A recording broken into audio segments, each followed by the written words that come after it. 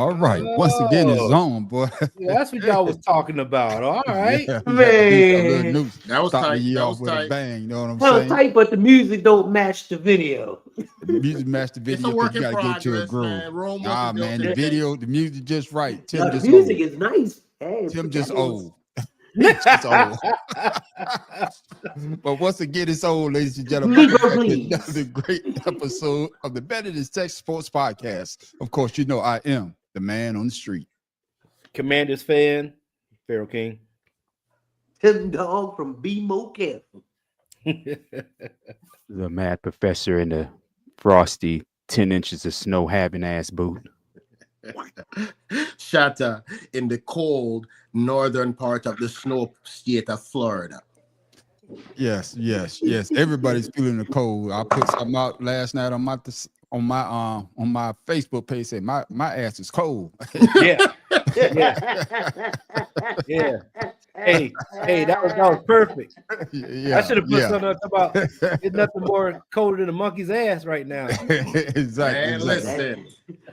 He said that shit don't go together. The weather is crazy. We started the week. We started the year out with what WTF. Now, Oh my God. the freezing. So, but ladies and You gentlemen, know, thank we you for didn't get tuning in any again. here where I'm at in Texas, but south Yes, of us, thank- Houston, they got hit. Yeah, they got hit bad. But thank everybody for tuning in again. And you know how we always start our podcast off. I always got to ask the brothers how the day went. Since the math professor's down there digging himself out. Math professor, how was your day? I ain't dig a goddamn thing.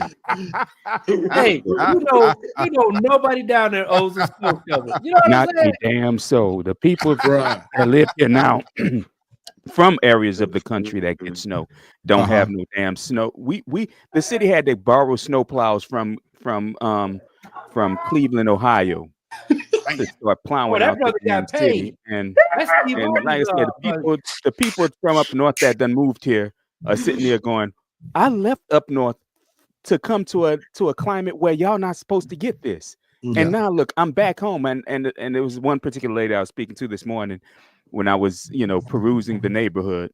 She goes, I don't like this anymore. I said, I don't like hurricanes, but they both happen. So let's just deal with it. Okay? Let's just deal. Well, at least this is far in between. If you do get it happened. I think what they said. How long it been since they had a snowstorm? The down there? measurable snow here in New Yeah. Orleans was 2018, if I remember right. Maybe Okay, 2016. I'm sorry. 17. I thought they said No, 2008. I'm sorry. It was 2008 the last time New Orleans had measurable snow. Okay, then, and the same thing they talk about Florida. So, Shata, how was your day, my brother? Man, listen. I woke up this morning, took my babies to school, and I came back in the house in the pajamas, and I'm still in pajamas. I don't deal with the cold, Plimpin. I got you. My body going to Damn hibernation. shame. I got you. Tim Dog, how was your day, my brother? Man, my day was groovy. Got up, physical therapy. Then I had to go to see another doc. Before I came home, I had to get a couple of ingredients because I made some baked ziti. My wife loves it when I make it. Yes, I do cook for my wife. As a matter of fact, the first show I ever did, I was cooking in the kitchen. And old Pharaoh was messing with me about my pantry. Nobody want to see your pantry. Anyway, my day. Nobody want to see your pantry. We didn't want to see your apron that you had on as well. I But thought that hey, you man, said nobody do wants what your you gotta panties. do. That's what I heard. It'll- I'm sorry. And of course, That's all right. At least I ain't wearing a pea coat. that's all right. Hey, Your ass it's cold. cold, As ain't it got it's cold as it got that garage. Hey, my peacoat look but it good, is what it man. is. My peacoat look damn good. That's right. Hey, but Pharaoh King, how was your day, my brother? Hey, same as yours, man. When they called and said on-call staff stay at home, roll right back over. You know what I'm saying? Roll right back over. Then I get up and my daughter and I'll be like, hey, let's go grab maybe a lunch or something. It's like 2:30, Hey, this place is like a ghost town, man. Ain't shit open but the grocery stores. Yeah, So yeah. And they packed Yeah. too, weren't they? we were fine, man. Today was, Well, it was nice. Well, they already had let us know that the report to work at 11:30. So I was Yeah. like, damn, I was cool with that. And then all of a sudden they say you don't have to come to work. I'm like, oh, that's even Yeah, better. we was 10 a.m. Yeah, So, yeah. And then tomorrow, I have to report to work to 10 o'clock. So hey, I'm good on this side. Mm-hmm. I'm going Hey, in. still getting paid. Yeah, still get paid. But Non-snow having getting off to work for some shit. Get the fuck out. People up north Yeah, going, we got what plenty of snow? snow here. hey, I put it to you like this, man. I did 3.5 years of snow, and I know how it is. Motherfucker had to go to work. Thought that we Hey, was gonna get off. I'm Look gonna out. tell Where'd you you like station this. at Fort Drum? No, I was in New York City, downtown Brooklyn, baby, and Bro, getting up no, and, no, and no. getting up and No, watching the damn no, snow. hell Oh, to the no. hold on, man. Let me get it out there, motherfucker. God damn. All I know is, coming from South and being up there, seeing all the goddamn snow. I was like, man, we ain't got to work tomorrow. Got up the next goddamn day, the roads clear as hell. I said, what the hell? They know what they doing. They I know what for they sure. doing. In Korea, your behind had plenty of snow in Korea. Yeah, and they had the same situation. Road was Yeah. clear. All So right, it let is me- what it is. It is Listen, what it is. listen. But hey, man, we ain't here to talk about that. We don't talk enough. Go ahead. All After the you shot people who talk about snow and want to see it didn't live in it. Yeah. Oh, that's fact. Yeah. Go to Fort Drum. That's fact. That's all Yeah. I'm gonna say. But let's I go ahead lived and get this above- show started. We're Yeah. here to talk about sports. And man, we saw the goddamn confetti. It came down like snow, but it didn't come down for the team that that I picked. You to win. And Ohio State stretches the lead with a third long touchdown drive tonight. We really had an answer for everything they could have given us. Just thought, instead of being down 16, let's try to go down 13. The field goal unsuccessful. 4:40 left. And the Irish back within 8. So much on the line right here. Don't listen to outside noise. Just finish the job. And Ohio State is going to walk out of Atlanta national champions. The stories that these guys will be told, they've cemented themselves in Ohio State history. Shata, I'm coming to you first on this one. Did the NCAA college football game live up to the hype? No. And I know he's telling the truth because his text was off the chain. No. Yo. Listen, bro. This dude, why did y'all tell me this dude, like, he can't move the ball at all? They quarterback, I turned the game off at halftime because I'm like, dude, this guy is just throwing the ball at will. This dude coming in and all he did was run. Are you You kidding got me? it right the fourth quarter though. Bro, He almost made listen, it come back.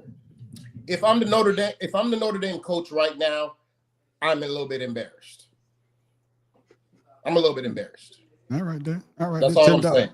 All right, Tim Dog, your thoughts. My thoughts is he was what we thought he was. He blew his load in the first quarter, and that was it. Come fourth quarter, he didn't, rested up somewhat, but like Shota said, he was running for his life.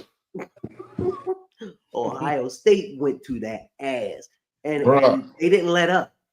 I think what really got Notre Dame back in was the hurry up, the no huddle, trying to catch Ohio State off because they weren't making many penalties, so they weren't catching up that way, except for a couple of pass interference calls that were controversial. But anyway, I digress. You can't base your game off of one call in the game. That's right. You got to base it on a collective of 4 quarters. They tried, but they didn't have enough gas. All that nitrous was gone. I got you. Earl King, your thoughts. Man, I was playing Call of Duty. I ain't gonna lie to y'all. I played Call of Duty, and like I said, I watched a few things. I picked Notre Dame to win based off my man Ryan. Right. He's a big Notre Dame fan, supporting the black coach and all that nonsense.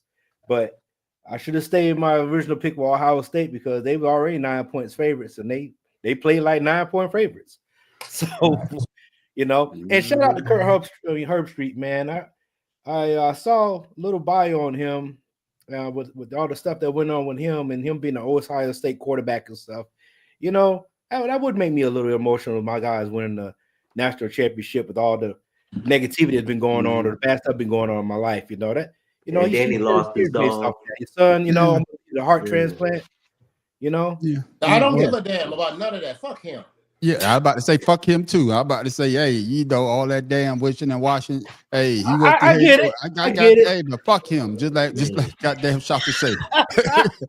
No, like Mad Professor gonna say. Exactly. Shot it beat me for that shit. Come I'm on, sitting man. here arranging stuff on at this workstation, and Shada came out before I could get it out. I'm just Go saying. ahead, man, Professor. Because I don't like Kirk That's some Street. He's part of the reason cold why blooded, I don't like the Ohio State University. Bro, I have to like it, man, because I got my receiver. Terry McLaurin, he come from there, man. I have Yeah. Ohio State That receivers ain't on my got team nothing to too. do- I that don't ain't give a got damn. nothing to do. They don't That play ain't for nothing to Ohio do with the State no more. They play for the price of Saints. China. That's They right. play for the Commanders. So again, what's your There thoughts you on that go. game? There you go. Right. So what were your thoughts on the game? Did it live up to the hype, Matt Professor? It lived up to the hype. If you had money on it, that the spread would be covered. That's what the hype lived up to. But I mean, honestly, it shows why a lot of coaches and a lot of fans, not including myself, because I say get your money, kids, have a problem with NIL since up until this coming season, Ohio State University had the most expensive roster in NCAA history at $20+ million. For sure. So, I mean, honestly, if Ohio State didn't win, it was a failure. In fact, them backing into the playoffs was a colossal failure. So, you know, like I said, the game, I wasn't honestly 100% engaged into the game since I was storm prepping my house. Yeah. But, you know, the parts of it that I did see, it went the way I was hoping it wouldn't, because I did pick Notre Dame because, like I said, I like Notre Dame less than I hate Ohio State more than I dislike Notre Dame. That's it right there. I got a rebuttal. I got a rebuttal. He said the lesser of two evils, huh? Yeah. Yeah. Go ahead, Farrell. All championship games in what's about Super Bowl. I don't care what it is.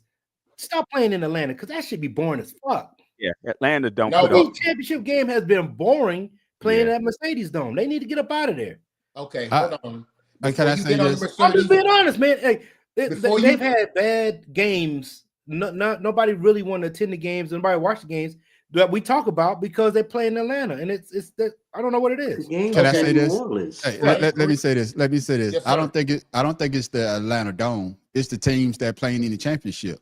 It seems that if Oregon goes, they get blowed out. When Notre Dame goes, Notre Dame get blowed out. That's I mean, right. the game. If you look at the scoreboard, you think the game was close, That's but true. you know it's the teams that gets in there. And coming back to you, Shata, the deal is this: does it make it more?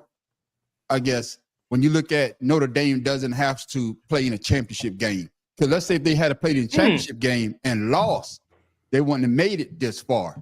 Boom. So now does that have something when people look at putting Notre Dame in? Let's say if they go 13-0 again, they're gonna get into the playoff, they may get to the dance, but then again, you get something like this. And like I said, I picked Notre Dame because I was rooting for the head coach. I tell you that right now. Right. That's the only reason why I wanted Notre Dame to win. I ain't gonna lie to you. I kept telling you, I said Ohio State. I don't give a damn called it about from the Ohio jump. State. I don't give a damn. I don't like Notre Dame. I was rooting for the black head coach. Okay. I'm letting you know right now. If the head coach had won, I'd have been happy because he would have been the first black head coach to win the national championship, and that's why I picked Notre Dame. No other reason. Ain't Go ahead. no black, Go ahead, Shaka. ain't no black head coach at the Eagles. Yeah, hey, don't worry about that. I'm talking Shout shot out. right now. Shout out right now. We gonna give props with props. King has been saying that all season. He has been saying that all season. So I will give King his props. He has been saying that very point you just made all season.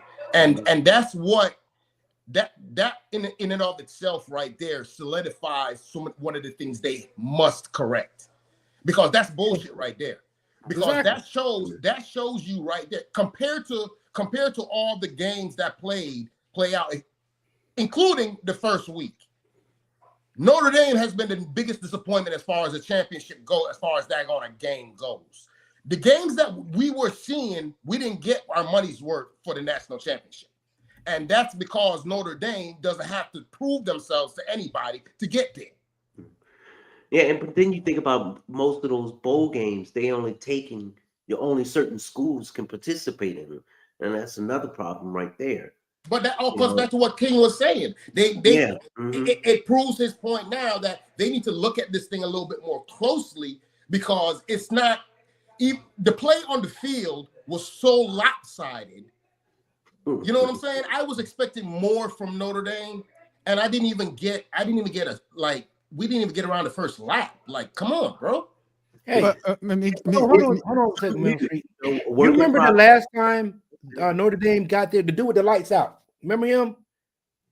Junior The stay out. linebacker, the one that got fish. Mateo. Oh, you talking about Mateo. Right, remember? Mateo. And they went to that championship game, and they got obliterated. Yeah, they got more than that. Same way, you know what I'm saying? I forgot who beat them, but they got obliterated in that I championship. think game. Alabama. Yeah, I think So, Alabama too. once I again, think they being played USC independent that year too. and When not they playing got the beat. championship game. I'm gonna say this. You know, when you looked at it, I'm coming back to you, Tim Dawg. When you looked at the first quarter, the first possession, Notre Dame went down the field on their ass. I mean, they went down the field. They pushed the ball. So when you saw that first series, you thought it's going to be a competitive game. And all of a sudden, like you said, my man shot it low too fast. He was tired as hell. So, That's it. but when you watched that first series, you did hope that it was going to be a good game, Right. correct? So that goes to show you also that, but University of Miami was independent up until like 2004 or 5, somewhere around there. But they were champions. I got you. They played a whole different type of ball. Until they joined ACC, they won appearances then. Hey, thank you for taking that question, Pharaoh, because Tim Dawg must have fell asleep, because I say Yeah, Tim Dawg gonna come to you next. I was wondering what was going on. Oh, did I? I didn't say. I'm sorry. Man, it's all right. No. He had he had to get it out. So Yeah, but go ahead and reply to the question, Tim Dawg. What was the question? The question was, and I say, I'm coming to you, Tim Dawg. When you watched that first series and you watched Notre Dame go down the field and did what they did, but like you say, once the quarterback shot his load, did you think that it was going to turn out the way that it turned out? Because they moved that ball. I mean, they went up that field, and Ohio State was backpedaling. And then all of a sudden, after Ohio State scored, it seemed as though that Notre Dame lost their heart. When Notre Dame got the ball the second time and they went 3 and out, that's when I was like, oh, okay. And that's when Shaka was like, do you see this bullshit here, man? What y'all tell me about this quarterback? You know, and I couldn't believe it. All that adrenaline and everything came out in that first drive, and he thought he could sustain it. But Ohio State is almost like Georgia and Alabama when they play, because they don't let up. The defense is good. I mean, this season, I'm saying They kept coming. They just never let up on them. And I mean, and plus the teams that they had to go through to win. I forget who was said that they didn't play any teams with played good defense. I'm like, what? Every Oregon's game, not a good defense. Yeah, Oregon. No, other than Oregon. I mean, Not a come good on, man. defense. I mean, other than that, but the thing is, Ohio State, they were focused throughout the whole playoffs. Now, I understand that people don't like the playoffs because it's something new, something different, and things will happen. But like everyone's saying, you have to look at it for, the kids' point of view, giving more schools an opportunity and a chance to try and win, other than, coaches poll and all the other newspaper polls. This is a better and fair way. Is it perfect? No, far from it. But I like it. I like the way that, schools can get this chance to win, and you have to be focused. I would say that I don't think I'm not disagreeing with you, but I think that everybody would agree that the more the merrier. When you have only 4 teams that compete for the national championship every year, but then like the one year that I think it was Florida State or Florida went Florida State got put out, and they got left out of the the baby to the dance. So I don't think nobody has an issue with the team, with the 12-team playoff now, because like you say, the more the merrier. I think you just want to see a better game when it comes down to the championship game. You don't want to be playing Call of Duty like Pharaoh when the national championship game is played, or like me. I started watching Mufasa. I'm like, man, what the hell is this shit? So, yeah, I turned. But you want to see, you want to see it inside the game. And I'm gonna let you close it out, Matt Professor.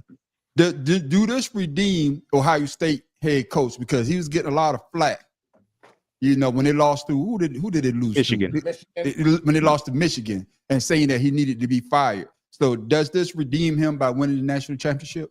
No, he played the right team. Because I mean, come on now, let's be honest. If they played anybody else, it would have been a more competitive game. I mean, hell, if they played Michigan again, if Michigan might have beat him again.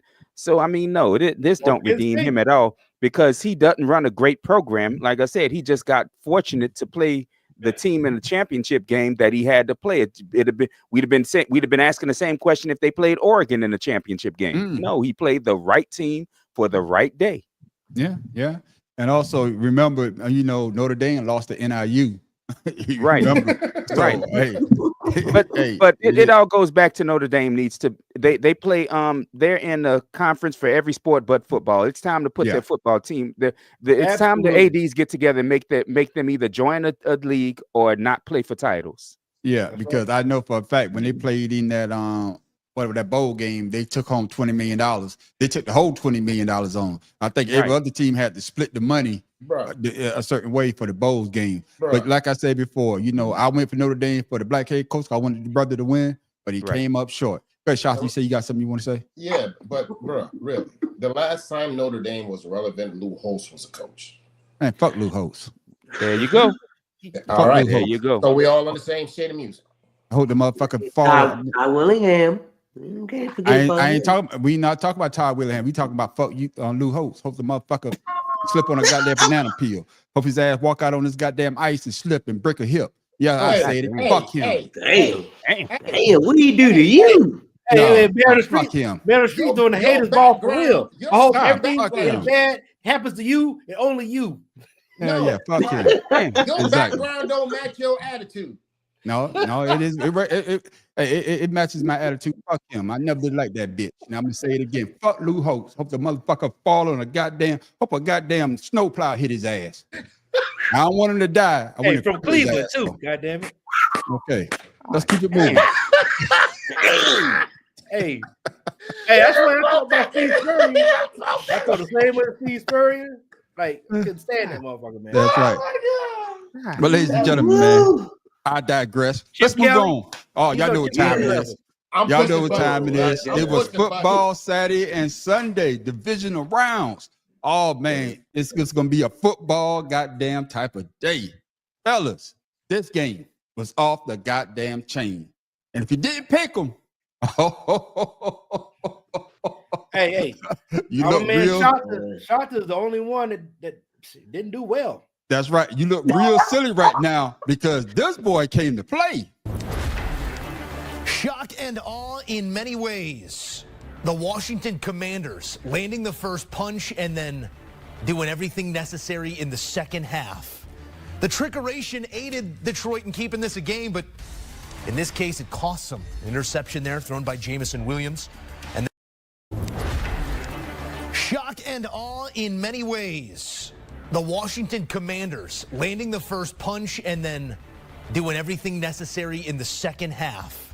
The trickeration aided Detroit in keeping this a game, but in this case, it cost them. Interception there thrown by Jamison Williams. And then on fourth down, a long plotting drive by the Commanders would lead to this, a conversion and a touchdown. Jeremy McNichols into the end zone. Got a little spicy down the stretch, but 45-31 is your finals as Washington is heading to the NFC Championship game for the first time in 33 years.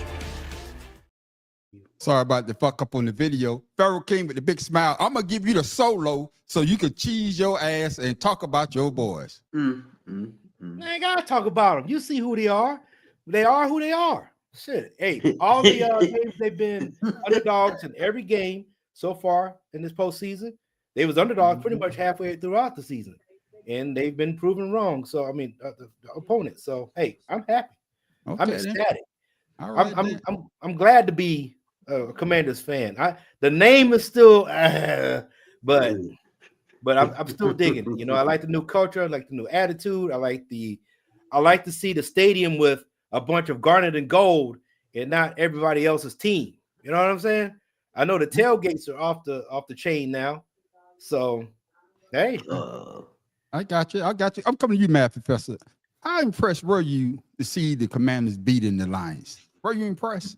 Yeah, that's why at the last minute I picked the Commanders to win this game because That's right. it's You what did change your mind. I said about the Lions. Their defense has been playing on borrowed time all year long. Eventually, the injuries and their lack of consistency on defense would play against them. The only thing I didn't expect, honestly, was for Matthew Stafford to throw 5 damn interceptions, or was it 4 interceptions and a Not fumble? Matthew Stafford, wrong team.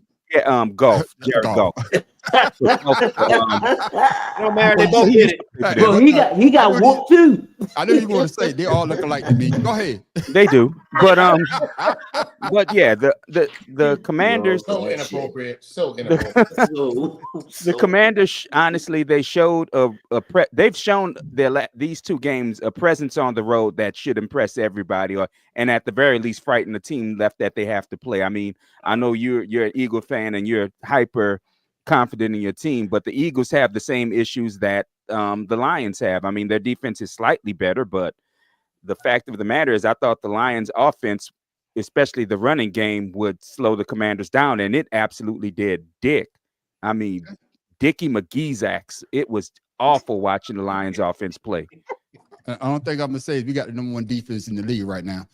Number 1 in the whole season. So I'm gonna let you slide with that one. But I'm coming to you, Tim Dog. Were you impressed by your second team? You can only have 1 team, but your second team beating the Lions. No, I wasn't impressed. No, fuck that. I was not impressed. Even though all season I kept saying Detroit, they got a chance to win the championship. Here we go. Shut the fuck up. Anyway, I wasn't. Jaden Daniels, he looked like a quarterback that's been in the league for years, and his maturity and his game proved it. And with the good coaching, they won. Yes, and I have 2 teams. Where in the hell does it say that you can't like but 1 team? Well, I'm sorry. That's the man on the street rule book. That's why he on one guy. Football players only that's not the man on the street rule book. If I know for certain, unless you're the mother or the father and you go to the game, you're not wearing a goddamn Ravens jersey. There is no law. No, I don't give a goddamn. The only time you can have more than 1 team if you own a copy of Madden. You own all 32 of them motherfuckers. You can play all 32 teams. But if you root for a goddamn team, you better wear 1 goddamn jersey and that's it. Shata, your thoughts? Were you impressed by the Commanders beating the Lions? I was actually very impressed. Not so much at Jaden Daniels, but mostly at their running game. Eckler and old boy Robinson was killing them cats. But for the record, those new Commanders fans, when they used to be the Redskins, when they were my team back in the day, back in the early 90s, see, this is where if you know Redskin lore, you'll understand that Washington did this before. They did the same thing when they freaking back in the early 90s, they were limped into the playoffs and ran through everybody all the way to the Super Bowl. So it's not the first time that this has happened with this particular organization before. So yeah, it was a pretty impressive win all around. I got you. Yeah, I think it was pretty impressive. I think Jalen Daniels, he balled out. But just like the math professor coming back to you, it was the defense for me because the defense basically held Jared Goff in check. He had some good plays here, but they was all over his ass, math professor. Now, and that's why I brought that up because they made him look absolutely pedestrian, and yes, he did. He had done that this year at all. Even in the games they lost, he didn't look that bad. I mean, against the Eagles, I think he had the same type of game where he threw multiple interceptions, if I remember right. But yeah, and honestly, that's kind of what upsets me about this whole thing is everybody wanted to place the blame on the defensive coordinator for the Lions. Yeah. And ignore the fact that the offensive play calling was absolute trash. They didn't realize that Goff was having issues reading what the Commanders was doing, especially after he took that hit that could have been called that could have been a personal foul. I'm glad it wasn't, to be perfectly honest, because to me that's fucking football. I mean, we all know if it was Mahomes, it would have been a penalty. That guy would have been. 2 more fucking years. Absolutely. But Yeah. we'll talk about that later. They But Yeah, anyway, real honest with that. bro. Joseph like I always said, throw me off with something. I don't know Hey, why. me answer this for Joe. Joe. Hey, you know, Joe. Yeah, she's the mother of both players, so she could wear half jersey. Tim Travis Dog got don't play nobody anymore playing. though. No, but the year that we went to the Super Bowl, Yeah, we went to the but Super that's Bowl. the She mother. was, She can do that. yeah, that's Hey, right. no, Tim Dog. Joe. Tim Y'all Dog just ain't hate. got that split Y'all jersey. Hell just no, hate. you can't do that. You can't Yeah, do that. But go ahead and whatever. finish Yes, go ahead I and finish can your and thoughts I on am. that because I didn't mean to cut What you you off, gonna man. do? No, I you're good. apologize. Like I was saying, the Commanders defense had Jared Goff head spinning, and like I said, that was well before he took that hit. It really Yeah. was. Yeah. Yeah. That's why he ran like he did. I mean, Jared Goff's not known as a runner, but they made him a runner that game, and that's when he took that lick that really threw him way off. And that's got another you. good point, Matt Professor. That game also made me realize as much as I love football, the game's changed. Yo, if you don't have a mobile quarterback in the daggone league no more, you about done. Your quarterback is gonna have to at least be able to give you 3 to 4 yards on a rush or something. But you can't just stand back there like Tom Brady because these cats are coming. Yeah, they're coming. And I'm coming back to you, Pharaoh King. Hey, they're coming, but and we talked about this this weekend. The trick plays the Lions. Sooner or later, like I say, that shit's gonna catch up to them, and it caught up to them because you was like, "What the hell are they doing?" When you saw those trick plays, were you saying to yourself, "Oh, we got them now"? Oh, because they going to the trick plays early. No, that's when I knew the game was over. It was desperation. Yeah, I got It you. was desperation. well, I mean, you look at when Washington tried to do one, it didn't work. Right. They Right? stopped. It didn't work with Mariota. So it's like in these games, trick plays are not going to win you the game unless you're desperate No. for a Defense. win. So I look at that. I look at it in that sense. It's like we got to try to find a way, but they forgot that number 0, Sanders still is a Michigan Wolverine. You know he was going to show out in front of the crowd. You know what I'm saying? He got his 2 interceptions. So with that being said, it was more so of a team that had nothing to lose as opposed to a team that had something to prove. Right. Yeah. I got you. Very good point. And coming back to you, Shata, we're gonna end it like this: a round robin. Has the Lions because they're probably gonna lose their defensive coordinator. I think they lost their offensive coordinator. They already did. They already have. Okay, the defense. Where did he go? He signed today. No, offensive coordinator. The offensive coordinator signed with the Bears. Right. But Aaron Glenich being reported that he's gone to the Jets. To the Jets. Okay. So has the window for the Lions closed? He's going where? The Jets. Jets. So I'm coming to you, Shata. So has the window for the Lions, because this is 2 years in a row they done lost. They lost in the NFC Championship last year. They lost in the divisional this year. Has their window officially closed? Shata. Yes. Okay. Without a doubt. No, there's no way the Lions are going to be able to sign all those big names next year. No. All right. And the fact of the matter is, the way the NFC is set up right now, you got to look at the NFC. You got a gauntlet you got to run. You got to go through Philly. You got to go through daggone Tampa. Teams are getting better. Dallas and damn Detroit right now are in the worst position in the NFL. No, they're not. I got you. Well, you know going into next season. No, he talking about his boys. They're not. Tim Dog, has the window for the Lions closed to try to win that Super Bowl, their first Super Bowl? I won't say it's closed, but it's closing. And it's closed. It's 2 done. years in a row. No. Excuse me, because you still have the same players, just because you don't have the coaches. The problem they're going to have is after this season, when players are getting new contracts, then I would say it's closed. But they still have that one. Next season could be that one season, the last season they may have an opportunity. Just before we move on, so Tim Dog, can I ask you a question then? If you say that the window is not closed, you say, so how are the Lions? Didn't I say no? Their defense, the window is closed. Their defense can't stop nothing. And Jared Goff, they don't know how to stop the read option, period. They don't have nothing in their daggone arsenal to stop the read option. So how are you going to play in that division with daggone Love You know what I'm saying? He could play, do the read option, and you got all these other teams that's getting ready to go into the draft and load up. Bruh, you tripping, bro. They wouldn't have done it. I got you. Now, can I answer the question, or was that go just a statement you was trying to say? Go ahead, dog. Go ahead.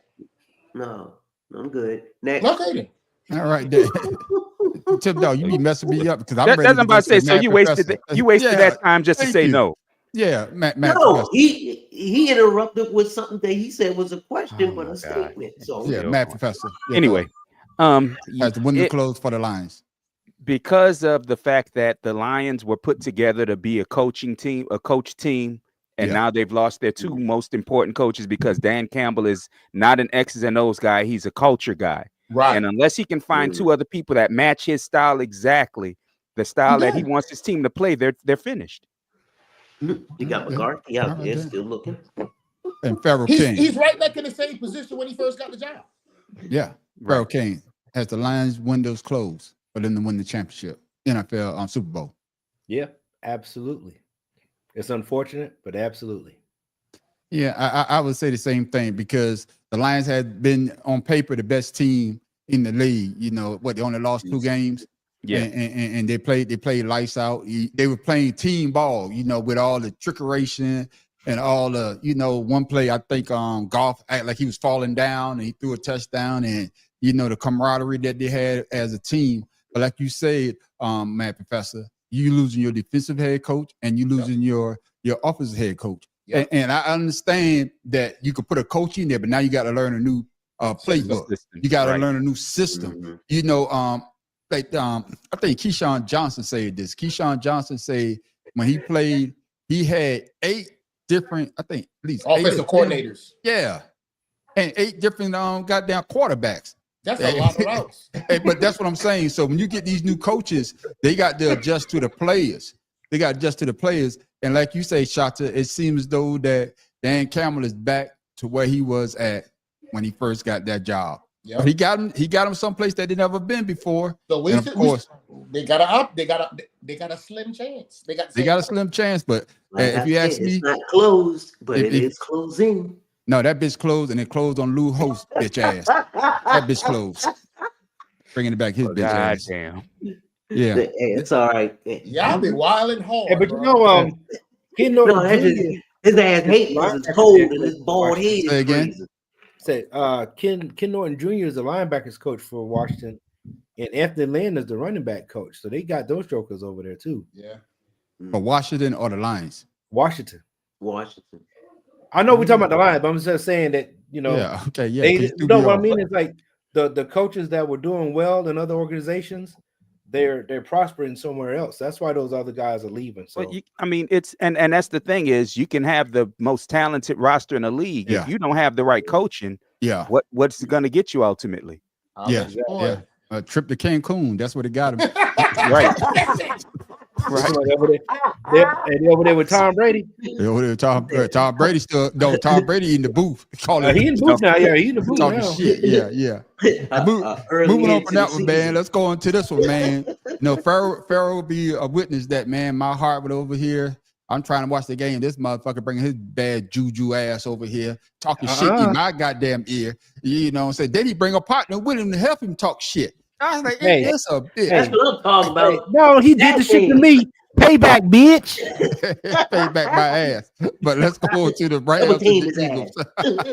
Hurts and the Eagles. Matthew Stafford and the Rams. The scene's fascinating. Jalen Hurts, what could he get done? Eagles down 7-6 early. Saquon Barkley, here he comes, and there he goes. This is shortly after the long Jalen Hurts touchdown on 3rd down. I mean, Saquon essentially goes untouched.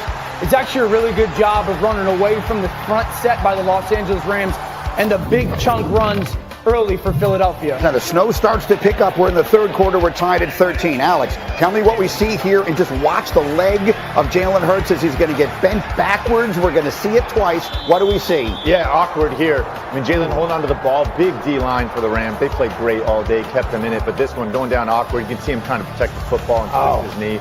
And this is obviously something big to keep an eye on here going forward. He was clearly... And that's why I'm in it at right there.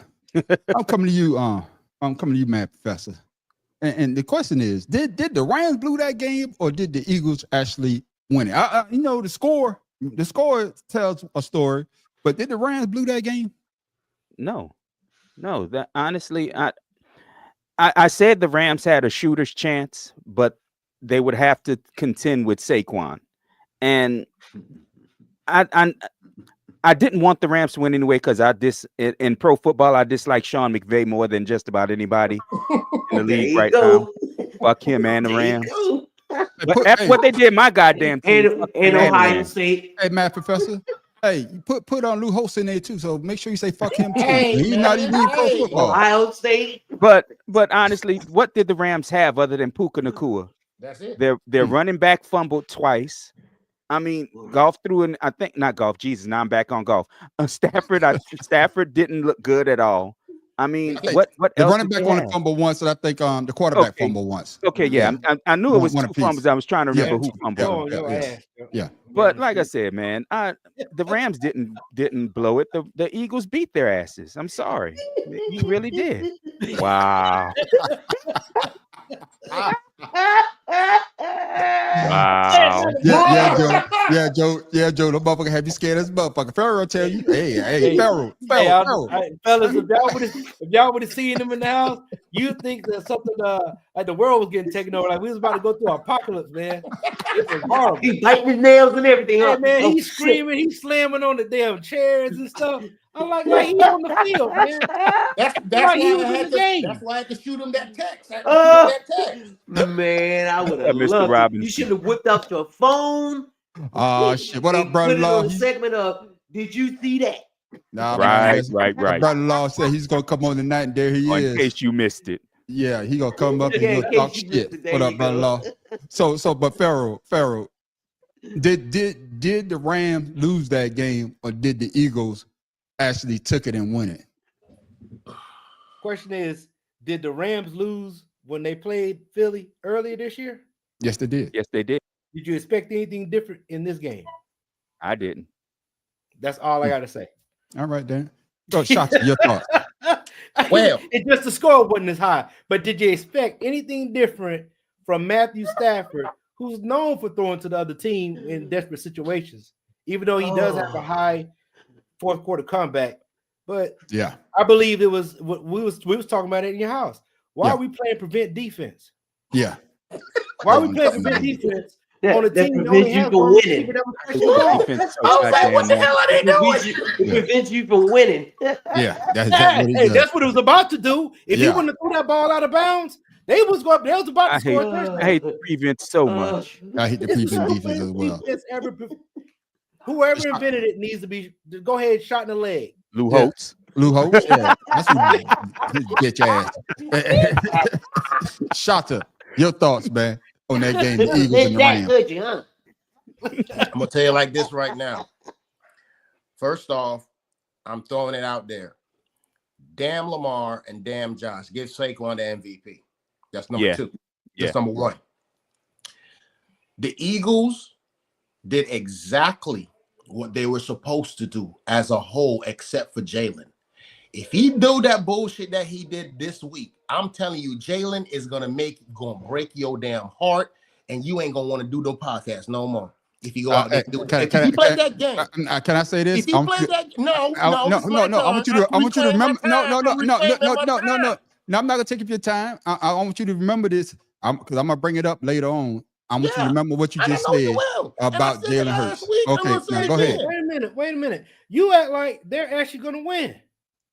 No. What did I just say? Bringing it up? Oh, okay. No, because there's something else I'm going to bring up, and that's why I want him to say the same thing that he just said about Jalen Hurts. Now go right ahead, Dave. I'm recording. So Jalen Hurts. No.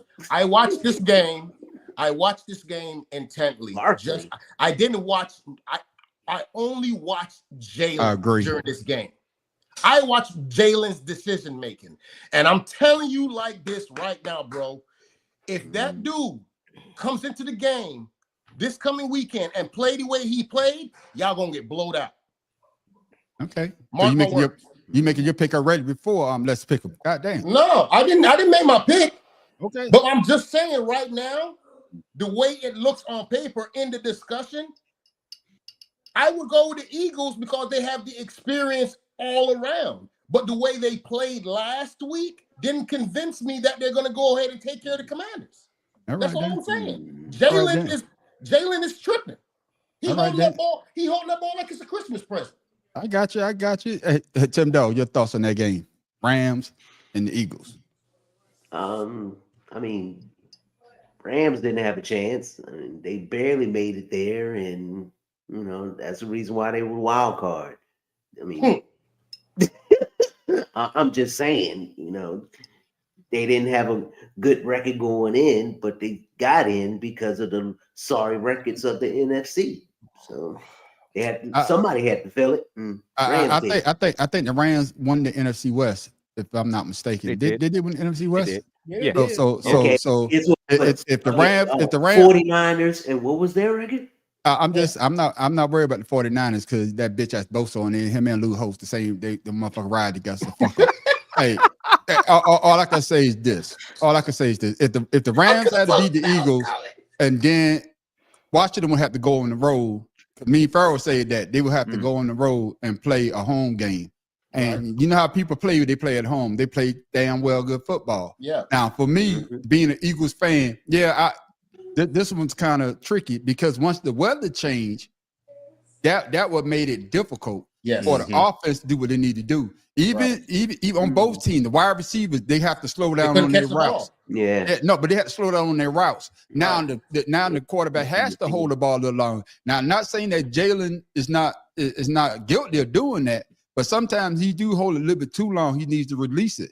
But once the weather got bad, that's why you went out and got somebody like Saquon, because you need that running back to make those type of plays. And as we saw, he hit his head on the goalpost too. I think for one for 78 and one for like 56. And then when Jalen got out the pocket, you talking about being a mobile quarterback. That one play that he got, they showed the breakdown of the play with his safety. Thought Saquon would get the ball. He backed out. Jalen kept it. And I think he went 60 yards. And that's what he brings. Yeah, he holds the ball a little bit too long, but he brings another dynamic to the game. Matt Professor. Well, yeah, that's why when it comes to pick 'em, this is going to be one of the hardest games we've had to pick because you have two teams that play very similar to each other. They're built very similarly, where the running game begets the passing game, despite the fact that the quarterbacks get all the shine and do have a lot of yardage and touchdowns thrown rather. But like I said, man, the Eagles, they took this game when Saquon took over. When the snow started falling, Saquon took over, and that was something honestly we expected in one of the other games. With the running back. So that's why I kind of agree with Mr. Robinson. After this weekend, Barkley was my MVP. I'll be perfectly honest with you. He was only 50 yards short from the last game they played. Hey, like I say, he's not. We call him Big Timmy. His name is Big Timmy. That's my brother-in-law. We call him Big Timmy. So ever since I know him, I'm not gonna call the brother Big Timmy. Hey, Big Timmy about 5'2". You didn't have to put that man business. What's up? Hey, Big Timmy. What's up, man? Matter of fact, Tim Rob, I got your back. Tell him, I may be 5'2", but I got a neck. Hey, make y'all laugh. No, we call him Big Timmy. We call his son, his oldest son, we call him Little Timmy. And then his grandson, they call him Tim. So y'all don't have no fucking imagination, do y'all? Hey, that's just some country shit. You talking about that man growing up playing with dirt. Come on now. Well, that's my brother-in-law, man. I love it, man. That's as much imagination you're going to get right there. Apparently. Shit. Moving on, man, to the game of we think that one of these two brothers, well, he said, come on, man.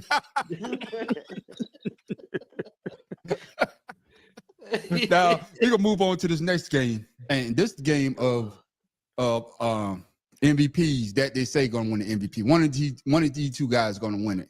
I knew who I'm going to pick if I had a vote. But let's talk about these Bills Ravens. Last night in Buffalo, you couldn't ask for more drama than we got. It's Josh. It's Lamar. The snow was falling in Orchard Park. Dream scenario. Tied at 7, second quarter. The Ravens 2nd and 10. Lamar had already thrown a pick, and Dan, what does he do here? Trying to do too much. That's the one thing that was going to hold back this football team. It's a bad snap. You don't make a bad play worse. Lamar, one of the greats, trying to do something special in that moment. Fumble, and huge return for Buffalo's defense. Again, the 2 turnovers in the first half, and this one leads to this. Josh takes it in. You know that's going to happen. It's as consistent as anything in the league. They get down there, they're going to go quarterback sneak. Buffalo off to a hot start offensively. Big play late in the first half. Bills up 14-10. Allen for Keon Coleman. We got PI. Is this a good call? No, I think it stinks.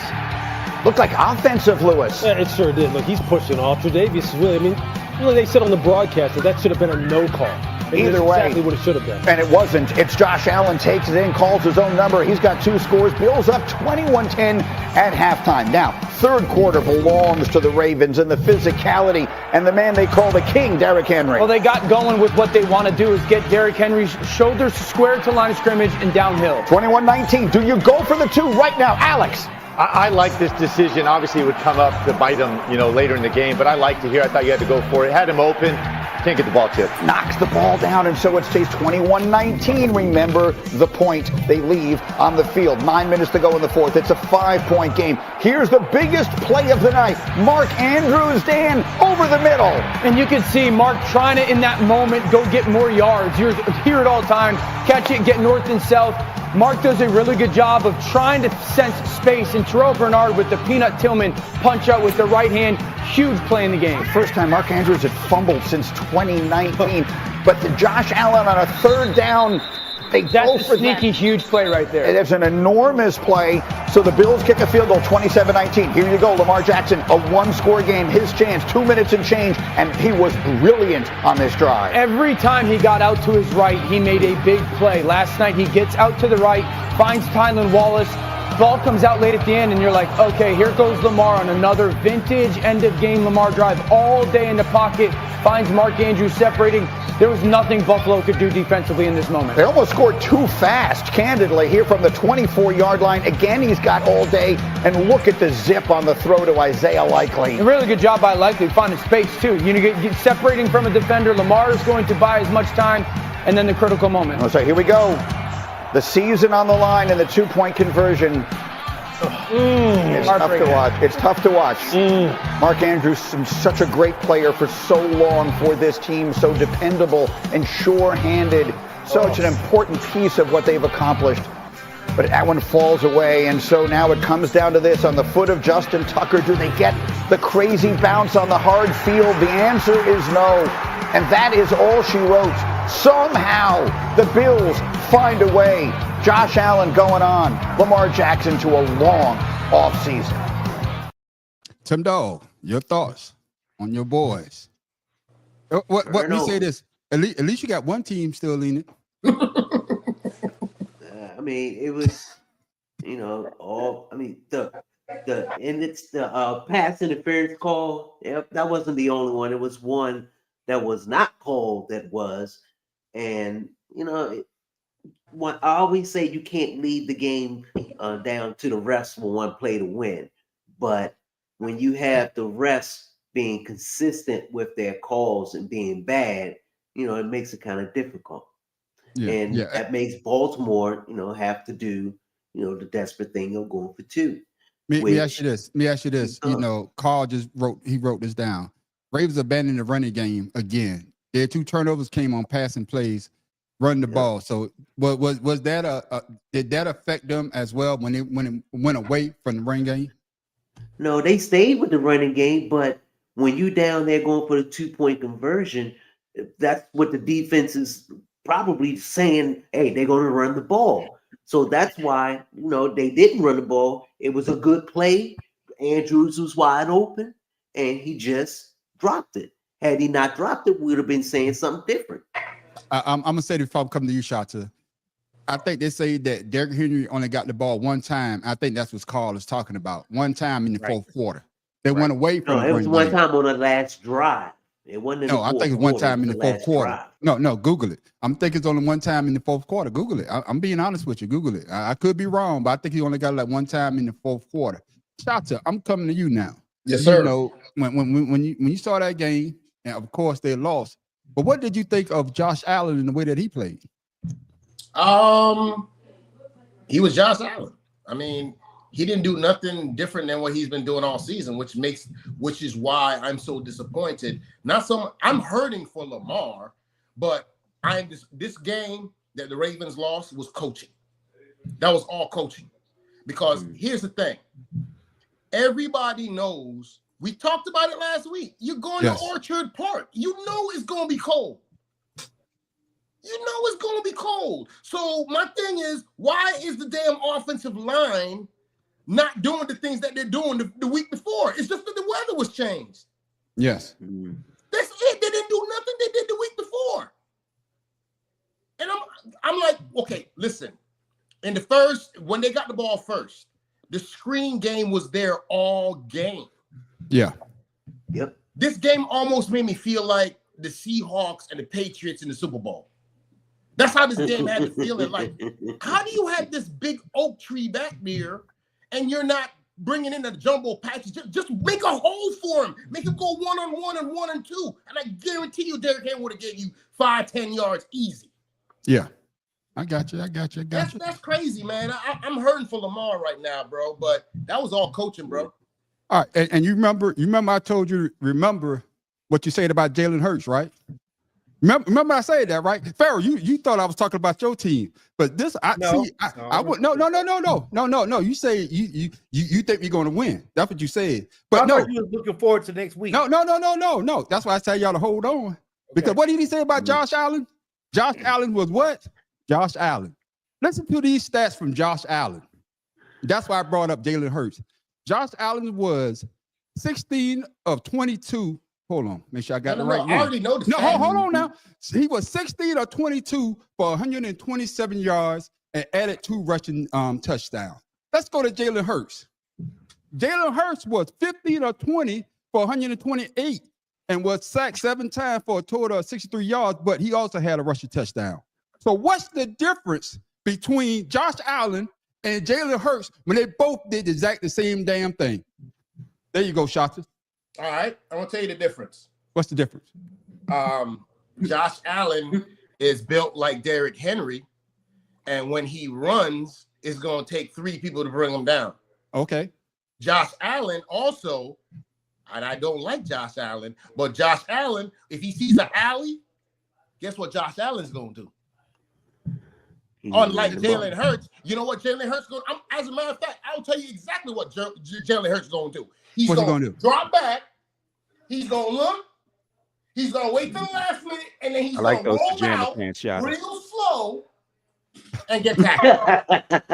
All I got to say is they're the exact same prototype quarterback. They both could throw. Well, No, they're not. Josh Allen throws the ball a little better, and Jalen would take off faster than Josh Allen would. Josh Allen reads defense is better than Jalen Hurts. Same damn thing. I want you to keep that same energy that you had for Jalen Hurts that you got to have for goddamn Josh Allen. Don't be wishy-washy on this goddamn podcast. You want to flip-flop just like goddamn Snoop Dogg. You want to flip-flop like Nelly. You want No, they said that's a business decision. Same goddamn energy for these other motherfuckers. The same energy. I want you to say the same energy. The motherfucker only had 127 yard passing on 2 rushing touchdowns that was about to goddamn goal. The same shit that Jalen Hurts do. I want you to have that same goddamn energy when these motherfuckers get beat.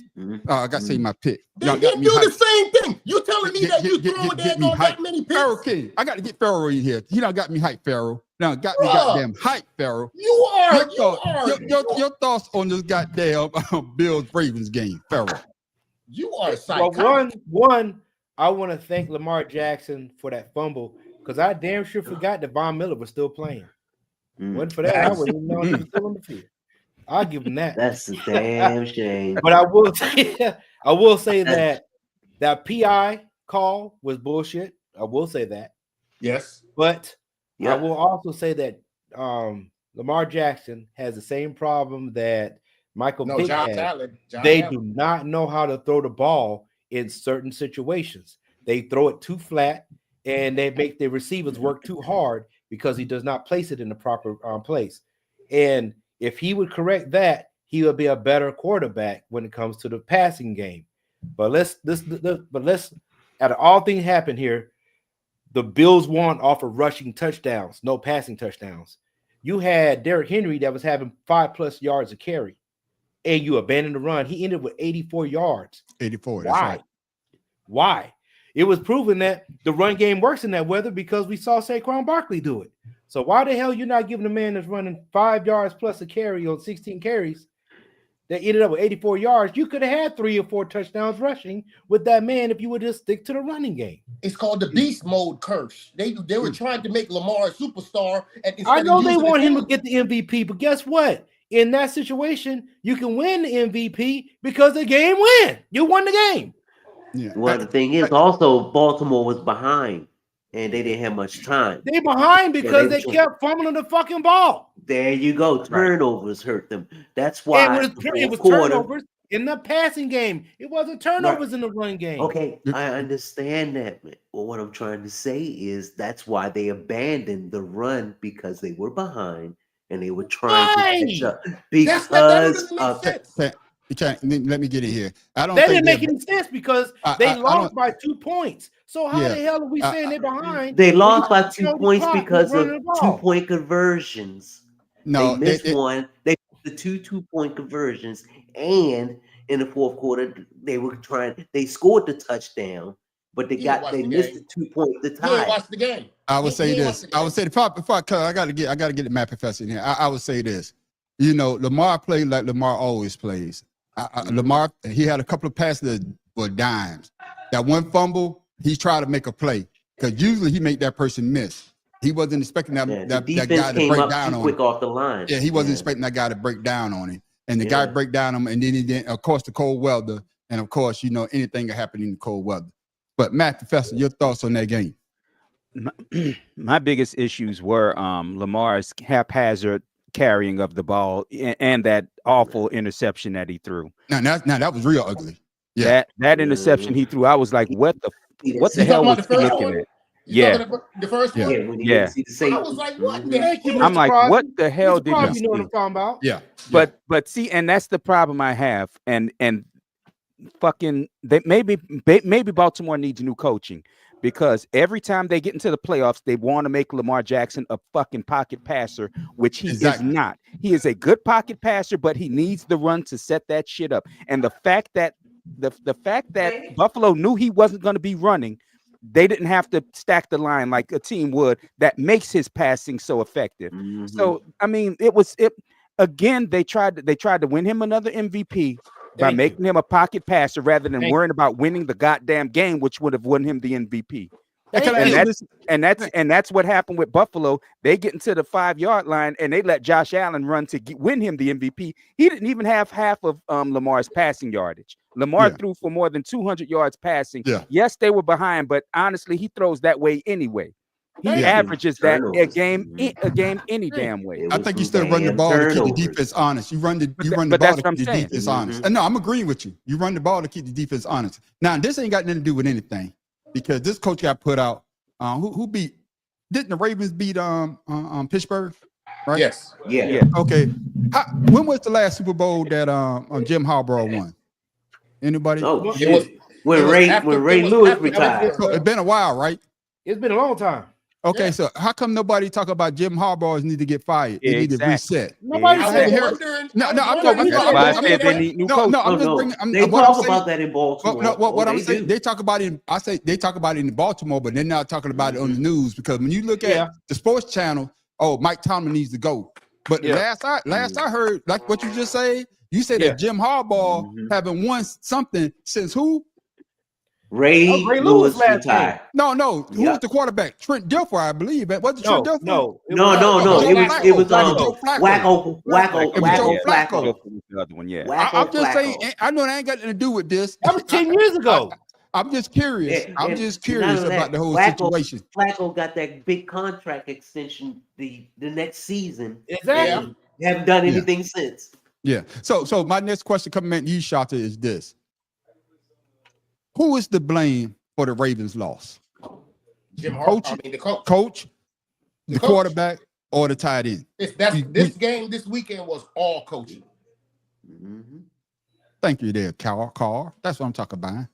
No, and I'm with Carl. That point that you made, I'm so freaking glad you said that, because I was actually waiting for that to be on freaking one of the talking points for Monday morning. I was and nobody brought it up. Yeah. Nobody brought it up. Come on now. Yeah. You know why? Yeah. Oh, 2012, 13 years ago. Mm-hmm. Oh, it's even longer. Yeah, it's even longer. Yeah. Uh-huh. I'm glad you brought that up, but things that make you go, That's right. Tim Dog, who you putting the blame on? Coach, Lamar, or the tight end, Andrews? Coach. I mean, the coach calls the play. It's up to Lamar to execute it, or call an audible at the line. But when you're given so many options, you have to go with the coach, because if he didn't and something went wrong, then they would say, "Oh, why didn't he go with the play the coach called?" Right. So, damned if you do, damned if you don't. So, who do you think is going? I got you. Come on, man. Back Professor. Who you giving the blame to? I already said coaching. Damn, I Professor, my already said bad. coaching. Did you put Lou Holtz in it too? Fuck him too. All right, that's what I'm talking about. Make sure you put it in. Ohio State. Because goddamn well he was in coach the Ravens coach here. There. You know that. He was at the national championship. That's why that bitch ass lost. Should have stayed his ass in the old folks home. Fuck him. You know that. God damn it. And Sean Payton too, right? No. Fuck him. Here we go. Alice paper chase. It's a team game at the end of the day. Yeah, it's a team game, but and that's why Dallas sitting home watching other teams.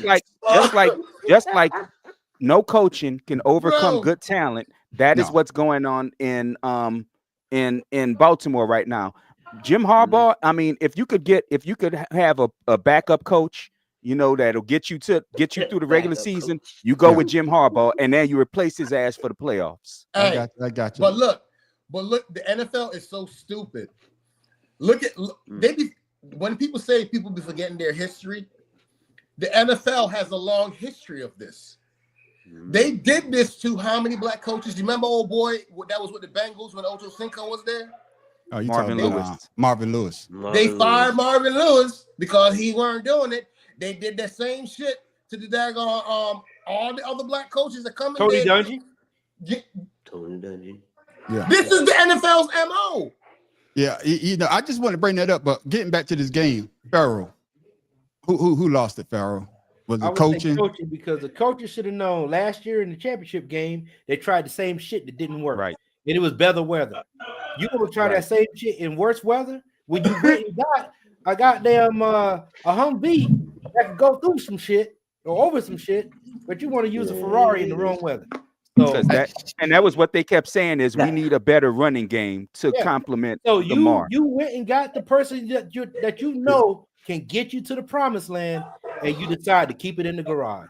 They deserve it. Boy, Derrick Henry is an M1, baby. And I hear you, Alice, paper chasing. You can only call so much the players but they got to out of run the play. That's right. And I'm gonna put it on coaches as well. And this is my reason for putting the coaches as well.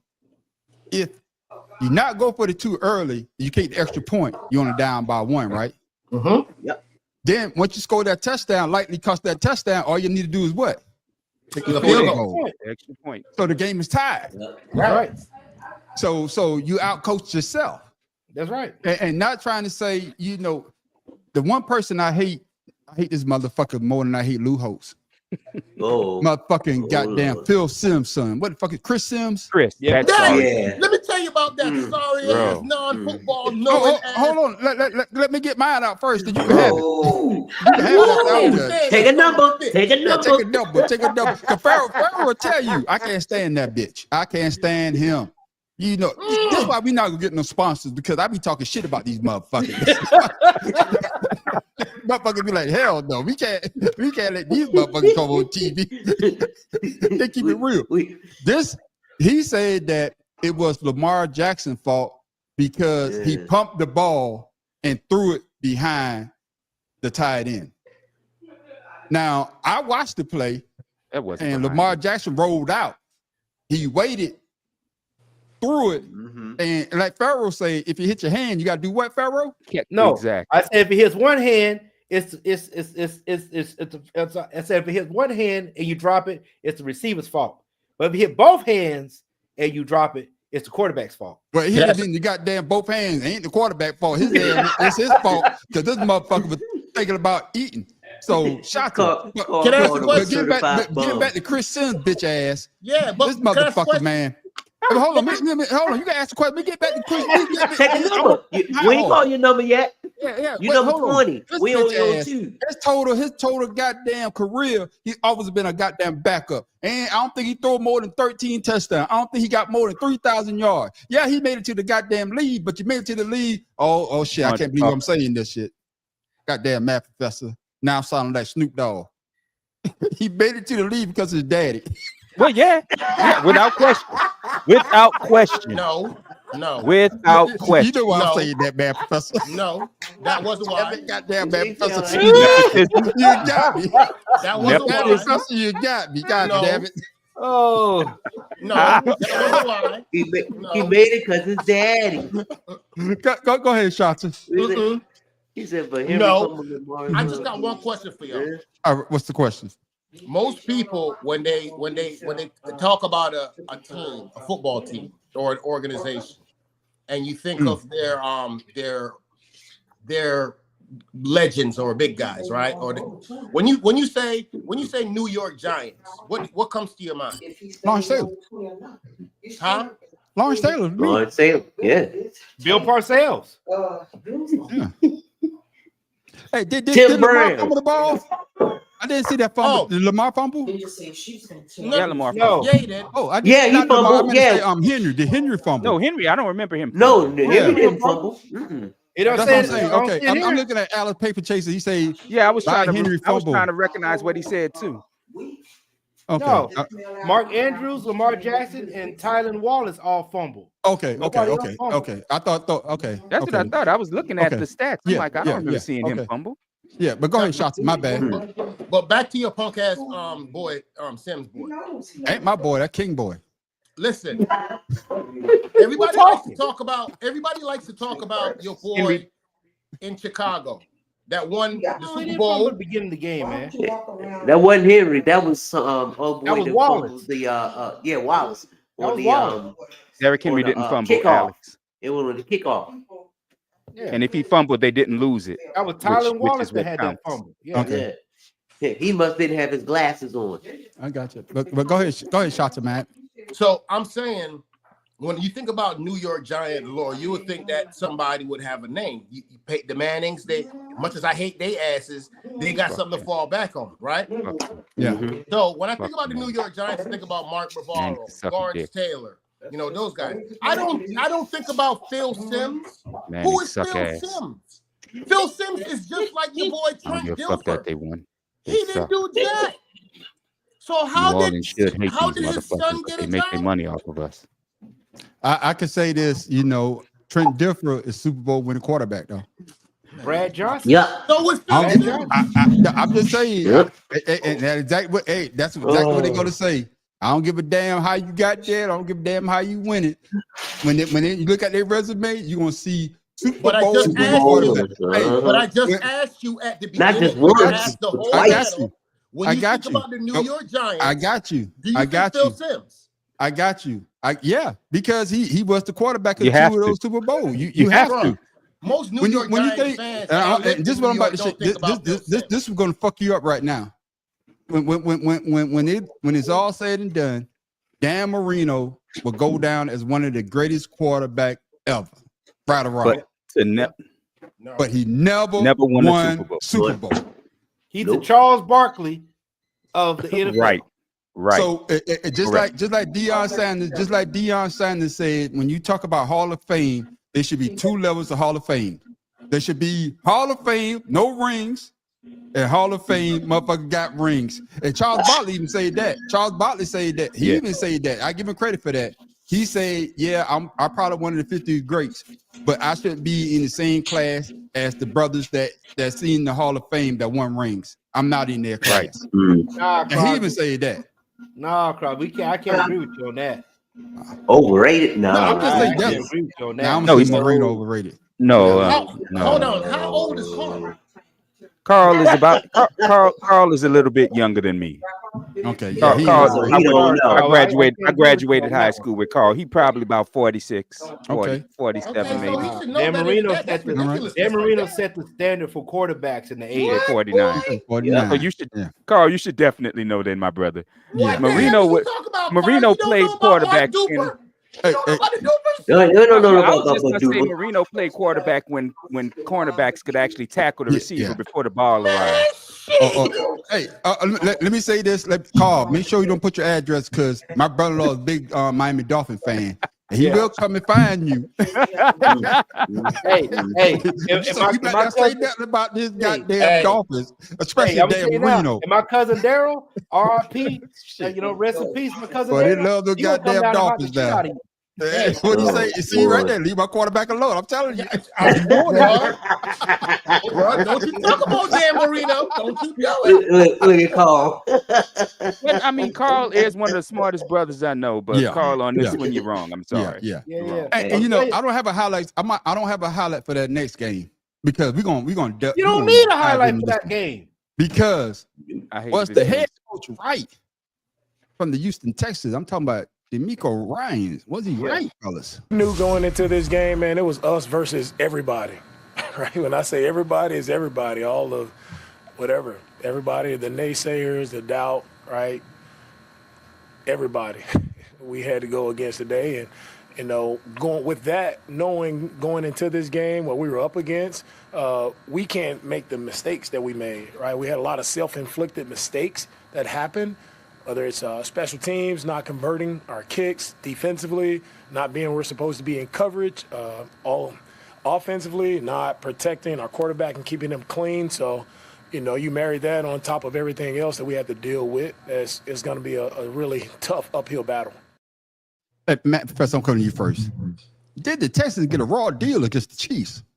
Hell yeah. I mean, let's be real. We all picked the Texans because we're sick of the Chiefs.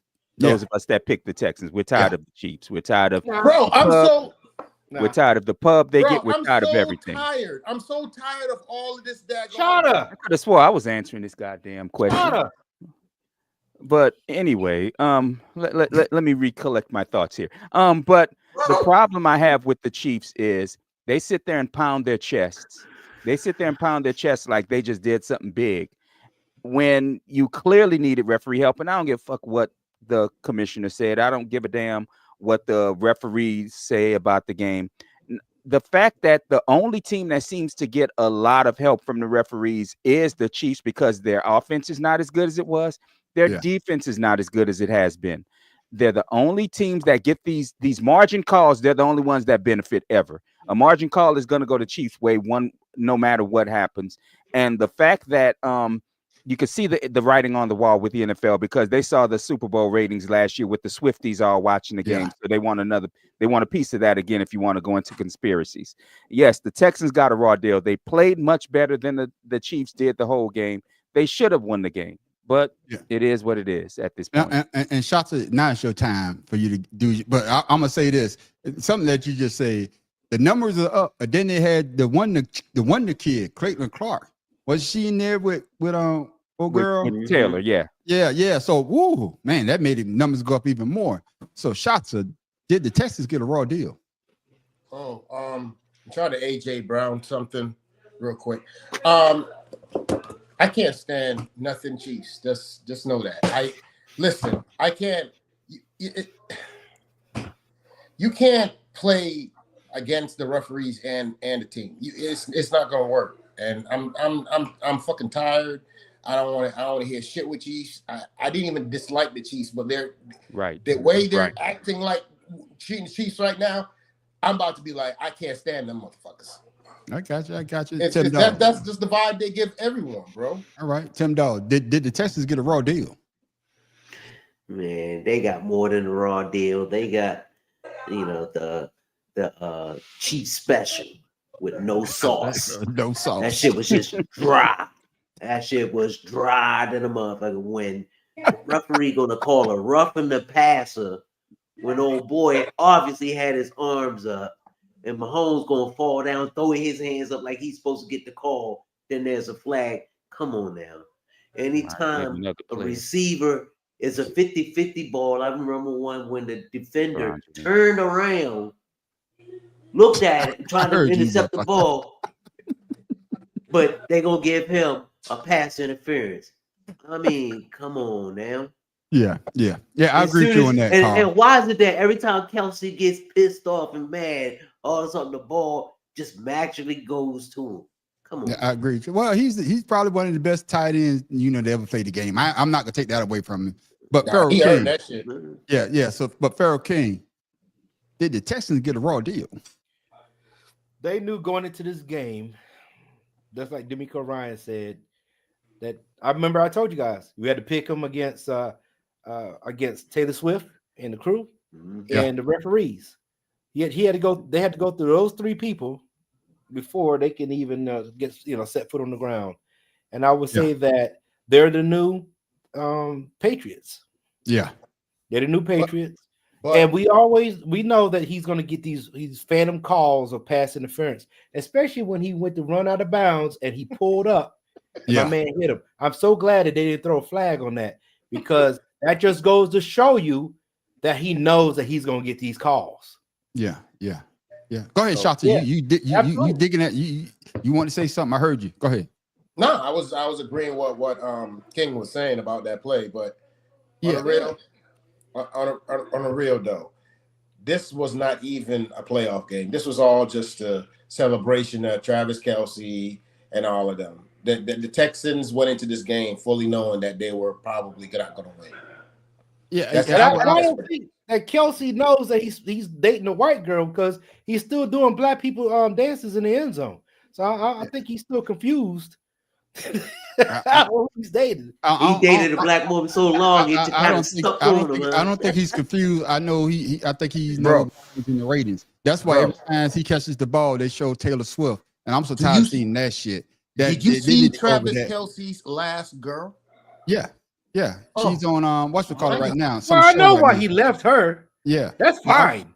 But I'm just saying with the fact in the fact that for me as a football fan, I don't need to see Taylor Swift. And now they got Caitlin Clark. All of a sudden, like Pharaoh always says this. He always make me laugh. When the Patriots were winning Super Bowl, you never saw a Patriots fan. But once they won 2, man, these motherfuckers came out of the woodwork. Now the Chiefs are on a roll. No. See, I'm being honest. No, hold on. No. Let me get shots. Goddamn, can I finish my thought? No, I'm gonna disagree with you. No. What I'm saying for me, you might have seen some, but for me, I never seen a Kansas City Chiefs. I grew up in New England. But okay, duh. Where else you gonna see a New England fan? You gonna come to South Carolina? You gonna find a New England fan? All I'm saying you go to the grocery store and don't see groceries. No. What I'm saying is, you say no, hell no, shots. I can't let you get away with that. You want in New England? You supposed to see a goddamn New England Patriots fan. Now, what you're not supposed to see is a Philadelphia Eagles fan in New England. But what I'm saying is, I'm not man on the street. Your point. I'm not. Man on the street. I'm just saying I don't like the disrespect of the New England fans, because before the Cleveland Browns and every other team in the NFL that didn't win shit, New England was that team. What? No. Hold on, Pharaoh. Let me say this, Pharaoh. No. Shata. Maybe I need to say it in patois, because you didn't listen to what I said. I said until New England won, you never see the New. I'm not talking about the motherfuckers New England. That's the only team they got. That's what they're gonna root for. I'm talking about these motherfuckers in South Carolina. All of a sudden, a Patriots fan. What the fuck? I'm talking about these. What do you call it? Johnny come lately. Got 3 damn military installations. Of course, you're gonna run into Patriots fans.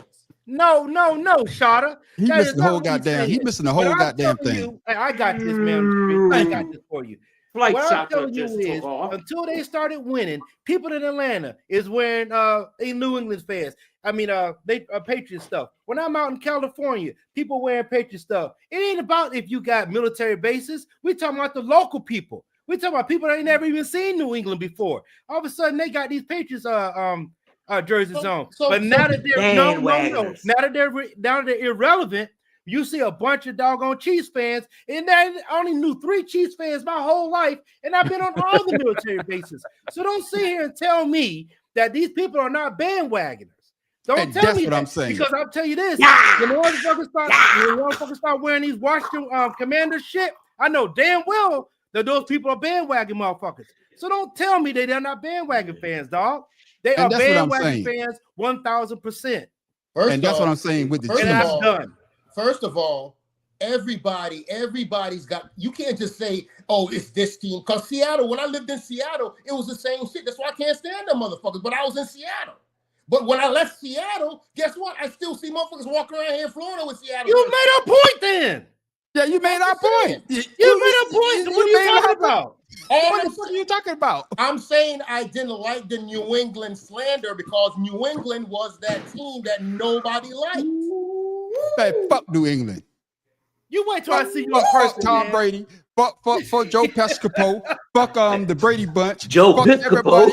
Yeah, because I don't know where he from. I'm gonna put him in New England. Fuck the dude that plays on the Brothers. Mark Wahlberg. Fuck him too. Fuck Wahlburgers Burgers. Fuck everything. Fuck clam chowder. Cause I know that's in Boston. Fuck Boston. New England clam chowder. New England. God damn it. God Boston damn. baked beans. Can you Yeah, say? I'm Can you on tell one us how tonight. you really feel? I'm on God one tonight. damn. I don't even like seafood.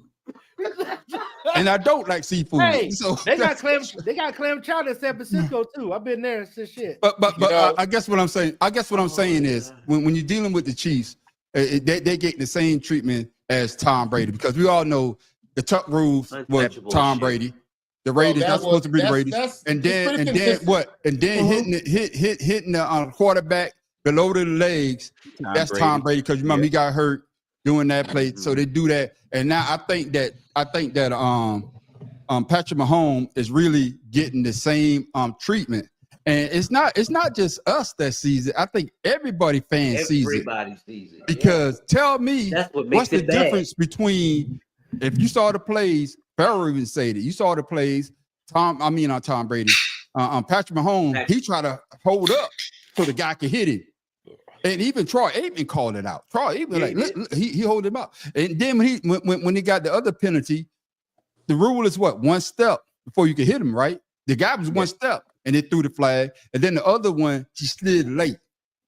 And what does that do? He always does. Yeah, and it kept the play going. But we see it, and this brother, he saw it as well. The Patrick Mahomes double standard is the most confusing thing I've ever had to confront as an NFL fan. Here's Lamar Jackson getting hit late and hip drop tackled on the sideline. And then we have CJ Stroud getting hit late against the Chiefs, mind you. And I just want to point out that everything I'm showing you happened within the last 2 days during the second round of the playoffs. So we're comparing apples to apples here. Imagine any of these quarterbacks being replaced with Patrick Mahomes and imagine the referees not throwing any flags on these plays. Look at Jalen Hurts here. He looks at the ref like, are you serious? Are you not going to throw a flag? And then watch Jared Goff get destroyed in his face mask on this block. If this is Mahomes, this player is serving prison time. Goff had to come out of the game and was not the same player when he came out of the medical tent. I don't understand how this is a controversial take. When it comes to player protection, there is a clear double standard. Patrick Mahomes has an extra layer of security when it comes to his protection. I think it's pretty clear that the NFL's #1 priority right now is profits, but I think they're thinking too much in the short term. They're looking at Travis Kelce and Taylor Swift and Patrick Mahomes three-peating, and they see dollar signs, but I think they're forgetting about the average everyday NFL fan. Fans are not stupid. They see what's going on, and they see that the NFL is willing to water down its product in the interest of short-term profits.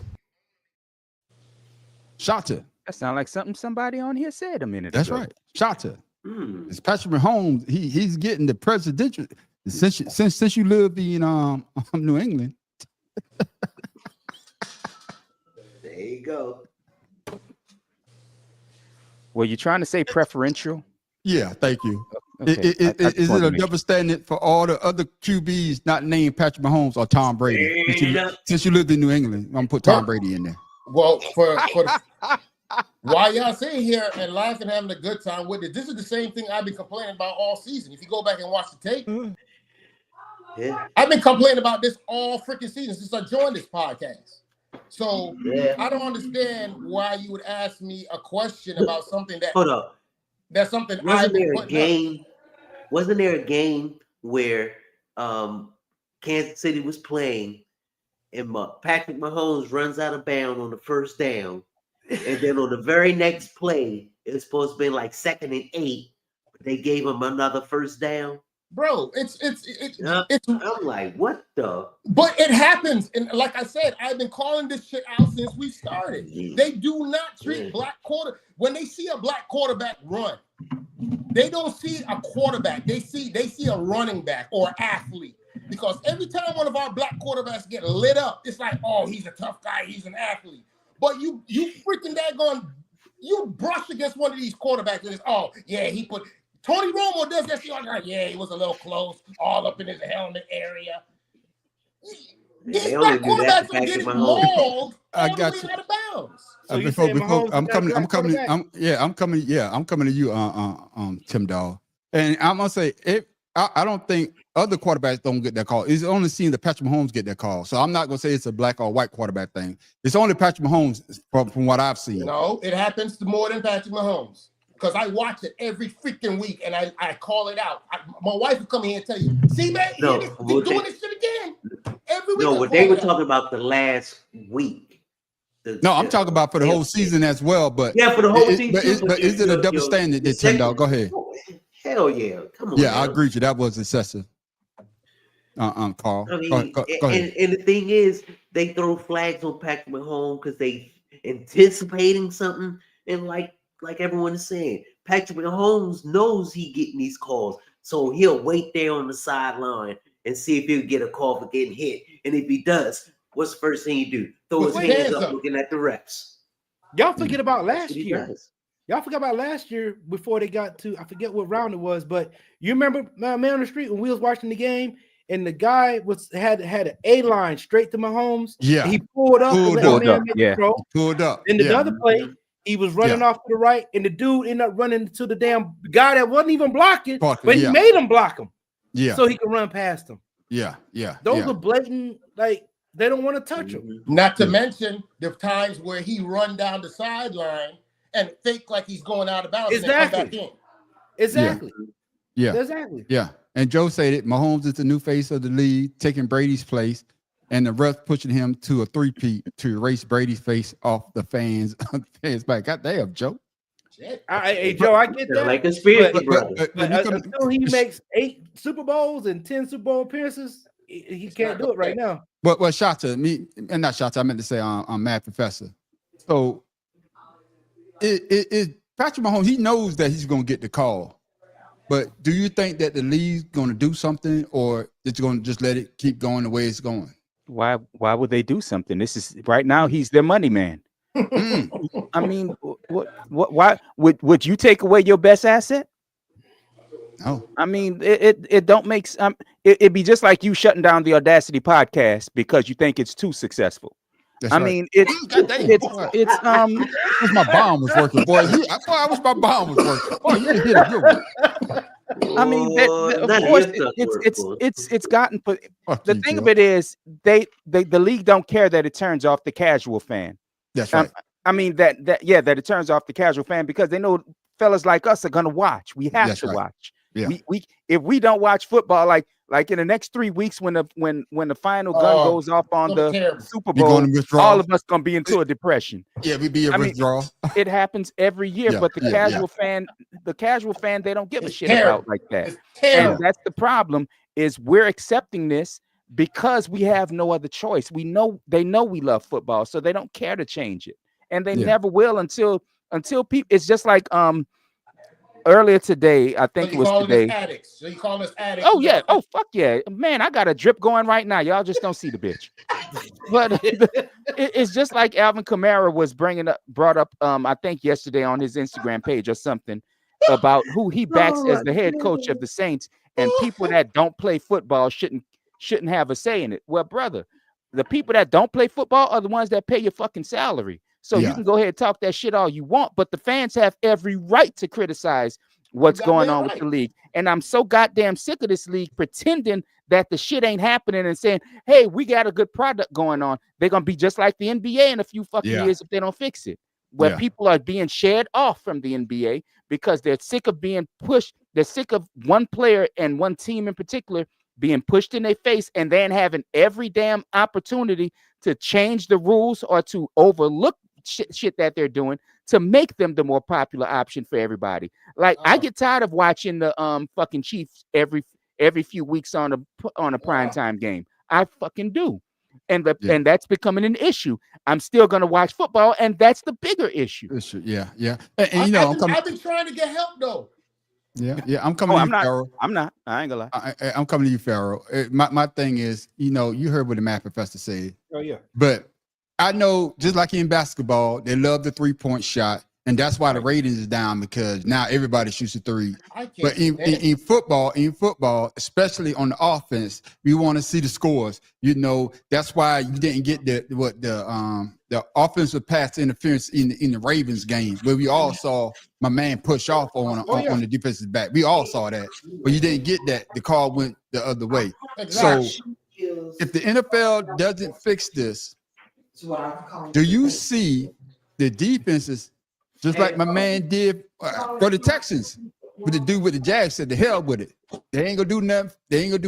I'm gonna get suspended anyway, or I'm gonna get fined. So I might as well go ahead and lay this motherfucker out." Right. Do you see the defense finally saying, "The hell with it. I'm just gonna do what I need to." And you say, man on the street. If I ran that far, I'm hitting somebody. I'm leaving here for something. I'm leaving here for something. Man on the street. If you love football and you don't know that, just watch a special teams guy that has never been put in the game. Watch what he does. Wave it off. He gonna hit somebody. Yeah, I'm running somebody. But Bad Professor, I'm not Bad Professor. Pharaoh, do you see the defense say the hell with it? I'm gonna get suspended. I'm gonna get fined anyway. I'm gonna go ahead and do what I need to do. Yeah, I believe that they will adjust fire because everybody wants their check. Everybody wants to get paid.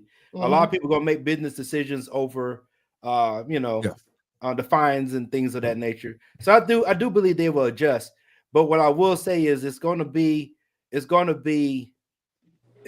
hard for us to accept the high scores in football because we know there's no defense being played, and a lot of us are defensive people.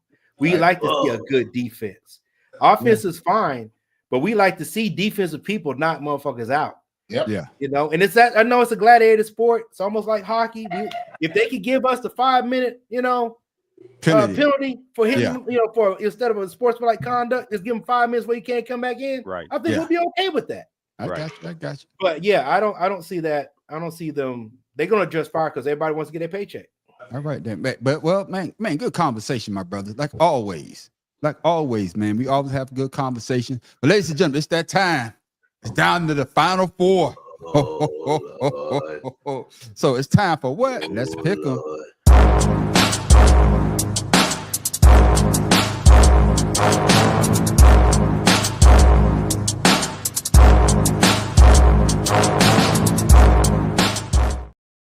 Yes, ladies and gentlemen, this week's Let's Pick 'em is brought to you by Cleveland Public Transportation. Yes, I'm talking about them snow plows that just hit Lou Holtz. Thank you. That motherfucker. Just don't stick your hands under the seat. That's right. No, don't stick your hand under the seat. I want you to run over that bitch again and again and again and again. If you can get Trump while you at it, get him too. Anybody else? I want him to hit. Hit that motherfucker. No, JD Vance. What's the motherfucker who used to coach on the Gators? King, what's his name? Spurrier. Spurrier. Get that bitch ass too, because he came to South Carolina and fucked my team up. And you could get Chip Kelly as well. What are you talking about? He messed up Washington.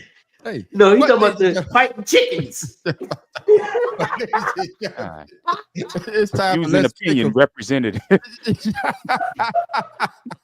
Ladies and gentlemen, it's time for Let's Pick 'em. And ladies and gentlemen, the first game that we're going to be talking about is the Bills and the Chiefs. 2024 AFC Conference Championship game between the Chiefs and Bills. None bigger than the overarching battle between Buffalo's Josh Allen-led offense. Muscles his way into the end zone. Are you kidding me? And Kansas City's Chris Jones-led defense, which makes it a chess match between Allen and Buffalo OC Joe Brady and Kansas City defensive coordinator Steve Spagnuolo. And Chris Jones line up pretty much wherever he wants. Bills are a Josh Allen joint, plain and simple. Roll in, lighting it up, too. 27 points versus Baltimore in snowy conditions, with a little help from their defensive friends. 27-plus points in 11 of their last 12 meaningful games. 4 TDs is almost automatic for them right now.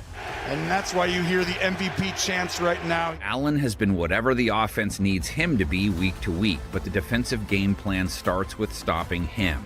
KC's winning formula most games: keep it close, then 15 will do just enough. They did not keep it close when they lost to the Bills week 11, 30-21.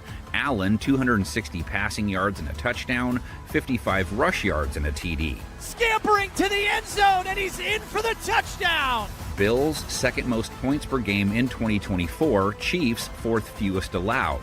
What does Spags do to adjust? He's a Sweet fan, but when he sent 5+ into Allen's ballroom in that game, it didn't produce a single sack. They did pick him off, and in the big picture, Kansas City's defense does come in flexing. They've held their last 6 meaningful opponents under 20 points after limiting Houston to 14. Stroud in trouble and sacked again. Bro, King, who you got and why? No more Taylor Swift this weekend, so I'm going with Buffalo. They've been 4 straight, haven't won one since they put out the Ravens. I got to go with Buffalo. Get their first one. All right, Shotza, who you got? Yeah, this was very easy for me. I'm going with Buffalo for the mere fact that I like the Eagles because I'm an NFC guy anyway. So I like both the teams that's representing the NFC. So either one of them. You can only like one. You can only like one. AFC. We talking AFC now. We ain't move over there yet. Who you got? I said Buffalo. Okay, then. All right, then. End it like that. You got to say a period. Not a comma. A comma mean you carrying on. A period, that ends it, right? Oh, yeah, somebody went to literary school. Yes, sir. Grammar school. Or semicolon or a colon. Okay, then. All right, then. Tim Dog, who you got and why? I'm gonna go with KC only because they're. I know you would. Just because they're at home and the refs gonna, hook them up. All right, then. All right, Matt Professor, who you got? You can't See, beat that was my question: is Buffalo bringing their own referees this game? Can't beat the refs.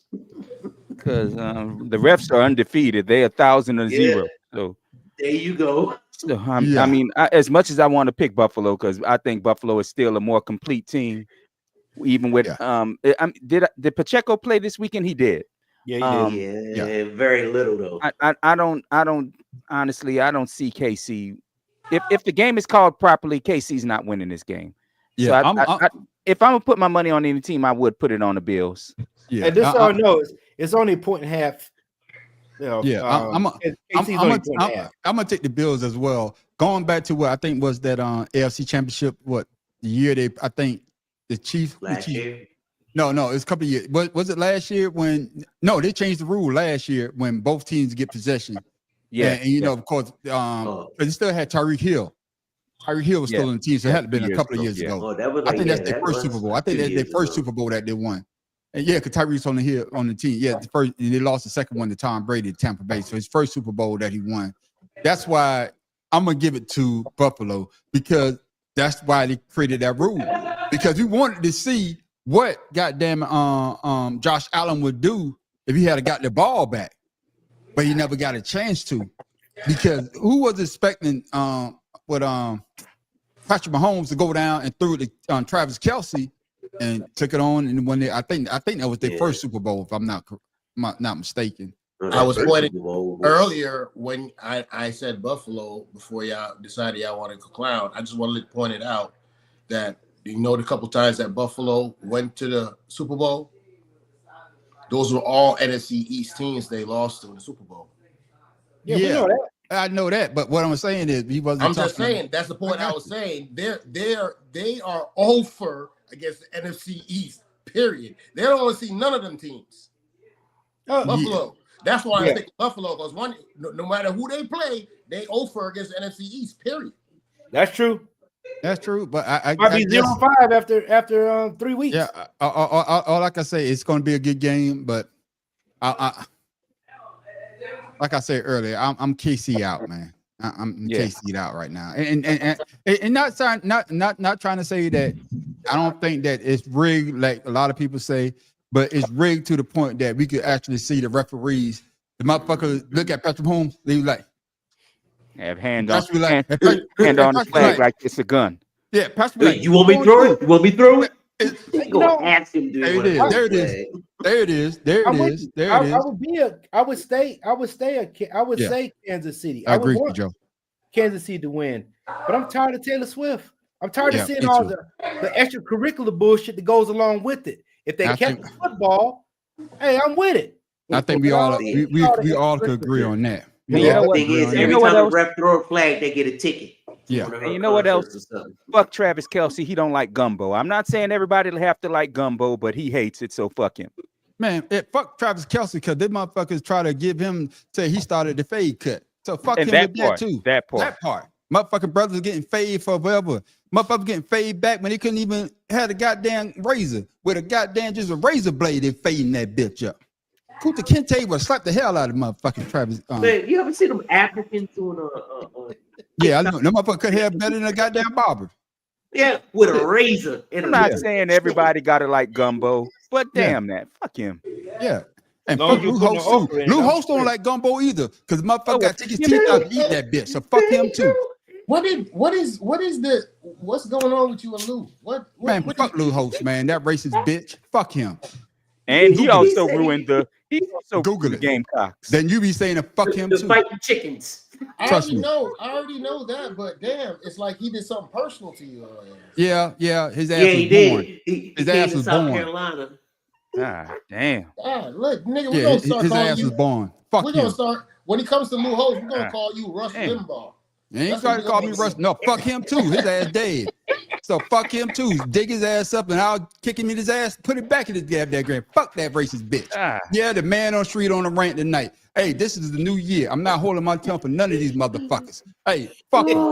Fuck him with glue on the goddamn lips. I don't give a fuck. Hey, you can like me or don't like me. As soon as the show ends, you're gonna hear this. No, you can like me or no, you can like me or don't like me. I don't. You see your face again? Hey, I'm bringing the man on the street out. Fuck y'all. Fuck y'all. Y'all root for that bitch. Fuck you too. I don't give a good goddamn more. I'm about to be 55 years old. None of you motherfuckers could do nothing to me. I'm not talking about the brothers on the panel. I'm talking to these motherfuckers that y'all know who you are. So fuck you. If you like Lou Holtz, fuck you. If you like Donald Trump, fuck you. I don't give a good goddamn. And this is not the show. It's a sports show. So let's continue. Now I was gonna say, man on the street ain't gonna make it to 56. He keep talking that shit. Anyway. And now, ladies and gentlemen, here it is. I saved the best for last. We talking about the NFC East Championship I'm sending Kim game. a message telling her to get your blood pressure medicine. I'm not on blood pressure, but I'm on that diabetes medicine. As long as I get that bitch, I'm good. Here you go, my brother. NFC East football. Their fans know the rivalries are different. Washington and Philadelphia been going at it since the days of Al Capone. Played in the body bag game, in the Monday Night Massacre. There's no love lost because there's never been any love. Here we have a fight right off the bat. This is always an intense rivalry between these two clubs. Jaden versus Saquon, no way around it. They're the faces of this matchup, unless it snows again. We just saw how weather can factor, but either way, Jalen Hurts might be the key to how it all plays out. Let's get to that theory in a second and check the obvious boxes. Barkley, historic year, 2K plus, we all get it. He hit Washington with 145 plus yards in their two meetings this year. Execute, communicate, execute, one away, execute. Commanders' rush defense, terrible versus running backs in 2024, so that wasn't a fluke. Weren't any better versus Jahmyr Gibbs last week. Linebackers Frankie Louvu, Bobby Wagner and company gave up 2 touchdowns, 7.5 a run to Gibbs. Up the middle, Gibbs, shoulder down, touchdown, Detroit. Barkley sleds in off a 200-yard outing, 2 touchdowns, 2 more home run swings. The definition of Berman's, you can't stop him, you can only hope to contain him. There goes Barkley into the clear, through the snow, all the way home. He's hit another home run against the Rams. JD, though, seems very hard to contain at this stage, too. He isn't going after any heathers or anything. Eagles dealing with a top 5 offense from 2024 that just accounted for 38 road points in a playoff game versus the number 1 seed in the NFC. Daniels, 4-man rush this time, zips it in, caught by your guy, Zach Ertz, touchdown. Daniels enters off another electric outing, 299 yards, no picks, 2 touchdowns, a 122 rate. Lets it rip, floating it deep down the field, going for Brown. He's got it, a perfect throw to De'Ami Brown. Wow. Maybe he's related to Mr. Spock, like he's way older than we realize. Bro, that's a pretty damn pass. I'll get from Bro, when he dropped that bitch in, I was like, oh, that cameraman needs a raise. Whoever that cameraman, that motherfucker my man is like this, son, and he's still walking. And then my man hit him dude in the face, man, wide receiver, great catch, but hey. Bro, I don't need eyes, baby. I got this. That was a pretty ass pass. Bad Professor, who you got? See, I want to pick the Commanders again for the upset, to be perfectly honest with you. I really, really do. I know. But I don't want the man on the street to go into a sugar coma because the Eagles lost. But we'll never be the sugar coma. He'll eat a whole pack of donuts. Donuts, my ass. This dude gonna run to the fucking store and get a cake. Yeah. But, Jayden, if honestly the deciding factor of this game is going to be how they respond after Saquon runs a long one, which you know he probably will, or if they can actually stop him from running a long one. And right now, I'm gonna have to pick the Eagles right now.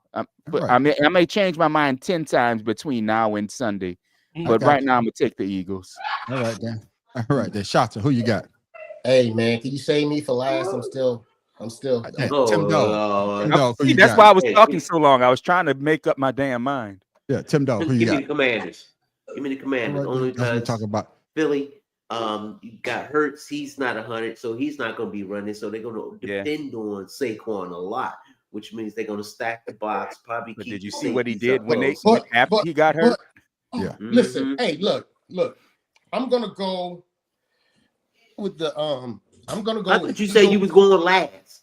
What the No, this is the Shotzer show. He is No, going last. I am Calling your going little last. shot. He's going last. Yeah, Go ahead. I'm going. So you ain't going, got to Shotzer? ask me. Paying attention? So I am the last one. There's no reason to talk to him. hey, I'm this way. I'm Go this ahead, way. Shotzer. Who you Going the got? wrong way, here, man. Jada. Who you got, Going Shotzer? the wrong way. I'm going with the Eagles, man, but I'm scared. And Saquon Barkley, I've been a huge fan of his since Penn State. I saw what he went through with the Giants and Jalen. I don't trust him, but Saquon is a great equalizer, and he's a senior, so I'm going to go with the senior guy. I'm going to go with the Eagles. All right, then. I know Pharaoh say we already know who we're going for, but I'm going to tell you why I'm picking my Eagles to win. I'm picking my Eagles to win because it is time for Jalen Hurts to show up and show out. I'm tired of everybody saying that Jalen Hurts can't do this, he can't do that. He's not going to do it. All I know, since Jalen Hurts has been the starting quarterback for the Philadelphia Eagles, we've been in the playoff every year. He ain't gonna do it. All I know, since he's been the starting quarterback, we had 3 to 4 different offensive coordinators. All I know is that when it's time for somebody to show up and show out, he shows up and he plays very, very well. No, it ain't gonna be this that's week. why, and that's why I'm picking my Philadelphia Eagles. And of course, our defense. Big Jalen Carter over there. No. All I need. Shotzer, I gave you a chance to talk. You should have said all that shit when you was talking. So if that's the case, you need to pick the Commanders because you talking a nonsense and you try to get it on like to me. Exactly. If you don't believe in Jalen Hurts like I do, pick the Commanders. But my thing is, what I'm trying to tell you is that's why I want the Eagles to win. Not because I'm a fan, but I'm a big fan. It's because I'm tired of all these people always shitting on Jalen Hurts. When you put up the numbers that Jalen Hurts has put up since he's been since he's been in the leagues, They are comparable to all the name brand quarterbacks that they want to put up on elite quarterbacks. But what's the only difference between them and Jalen Hurts? Jalen Hurts has been to the Super Bowl except for one, and that's the dude from LSU. That's the only other dude. So any other dude that came out the same time Jalen Hurts, there's only one to say that they took their team to the Super Bowl. Right. And that's that boy down there in Cincinnati. I'm picking my Eagles because I'm a diehard Eagles fan. No, it's Pharaoh King time. You done had your time. We'll come back to you. You done had your time. I'm picking my Eagles because I'm a diehard Eagles fan. And I'm also want them to get off of Jalen back. You dirty as hell. You dirty as hell. No, I said we'll come back to you. Well, you already know I'm picking my Washington team because I've been with them since beginning of time. Also, been 33 years. Never had a rookie quarterback go to Super Bowl this first year. That'd be something nice to see. Dan Marino got a little stronger with Allen. Dan Marino. Back. No, Dan Marino won the second season. Look it up. No, he won the first season. No, second season. Yeah. I got my phone. Let me Google this. So Allen coming back with his boy Payne. Hopefully we can slow down, Barkley, because that's really the worry. I'm looking forward to no PI calls against Lattimore against AJ Brown. That's something that really ruined them the last game they played. And plus, there's a division rival. So they're 50-50 this year, regardless with or without Hurts. And they see each other, they know each other. Let's just, looking for a good game and, history on both ends. And go ahead, Shanta. While man on the street was over there tripping, I was not. Matter of fact, hey Cosby, Nick has a K. It's K-N-I Nick. You know what I'm saying? Anyway, Dan Marino played in his first and only Super Bowl in 1984. He came in what, 1983? Yes. Yeah. Okay, my bad, Shanta. I mean, goddamn, you right, Farrell. Go ahead, Shanta. So I wasn't disagreeing with the fact that Jalen is not a damn sorry quarterback. That's not what I'm saying. All I'm saying is he ain't gonna change for one game, bro. He got nicked up last week. If they put this damn game on Jalen's shoulders, go ahead and get your bags packed. They gotta ride Saquon in this game. They don't got no choice. I'm not saying that, but what I'm saying is the object of the game is to what? To win. Right. I don't give a damn how you win it. I don't give a damn if you throw for 3 yards. Long as you get the goddamn W. That's all that matters to me. For me, we always say when you look at Brett Favre, right? What do they say about Brett Favre? He's a gunslinger. Right. Oh no, better yet. I'm gonna take somebody that just got put out. What's the name? Herbert down there in Los Angeles, right? Oh man, he put up big numbers, but the motherfucker also threw 3 damn interceptions and got it to what? The L. So we always want these quarterbacks to go out there and throw up big numbers, but at the end of the day, if you get the L, you go home. Right. So I would take Hurts holding on to the ball and take a sack instead of putting in harm's way, so the other offense could get a chance to go down the field and score. Because if you would ask me, whether I have Hurts force the ball to get a turnover or or take a sack and let's punt the ball and put my deep, I take that any day. Any day. Because at the end of the day, Math Professor, what you trying to get?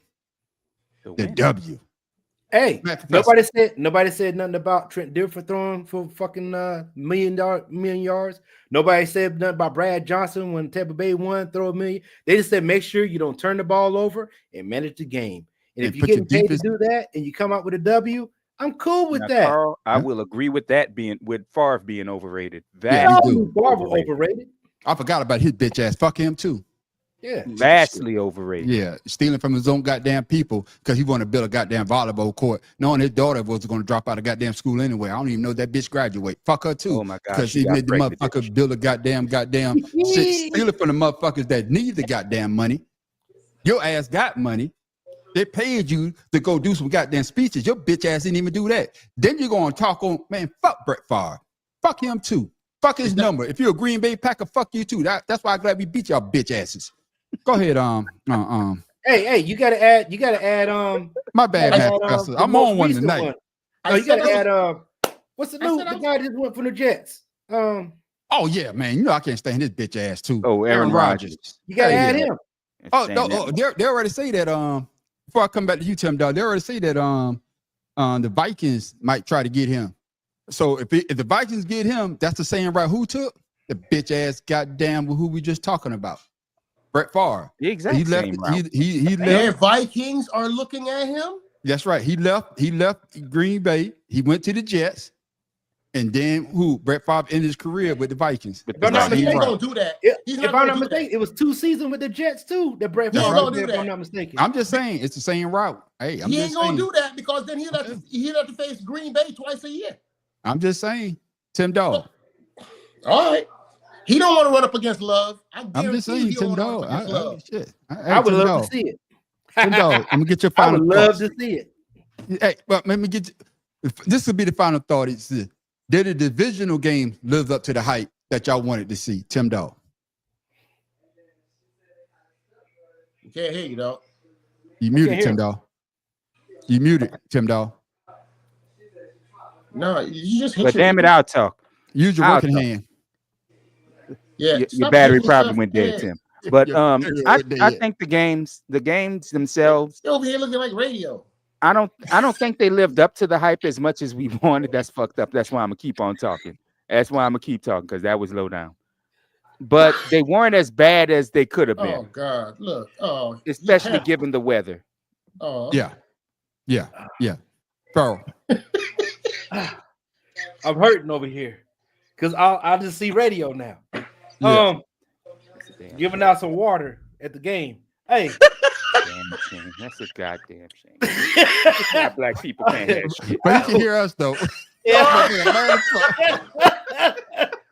So I would say with Washington winning, yes. The only game that I was upset with will be the Kansas City Texans game. Yeah. Because of the way it was called. Yeah. But it was still a good game regardless. You know, I'm always going to follow CJ Stroud. So yeah. I would say and we knew Saquon was going to do what Saquon was going to do against Los Angeles.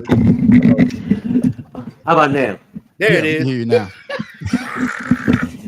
All right, radio. My radio. I'm gonna capture that whole scenario right there and just put it on my page.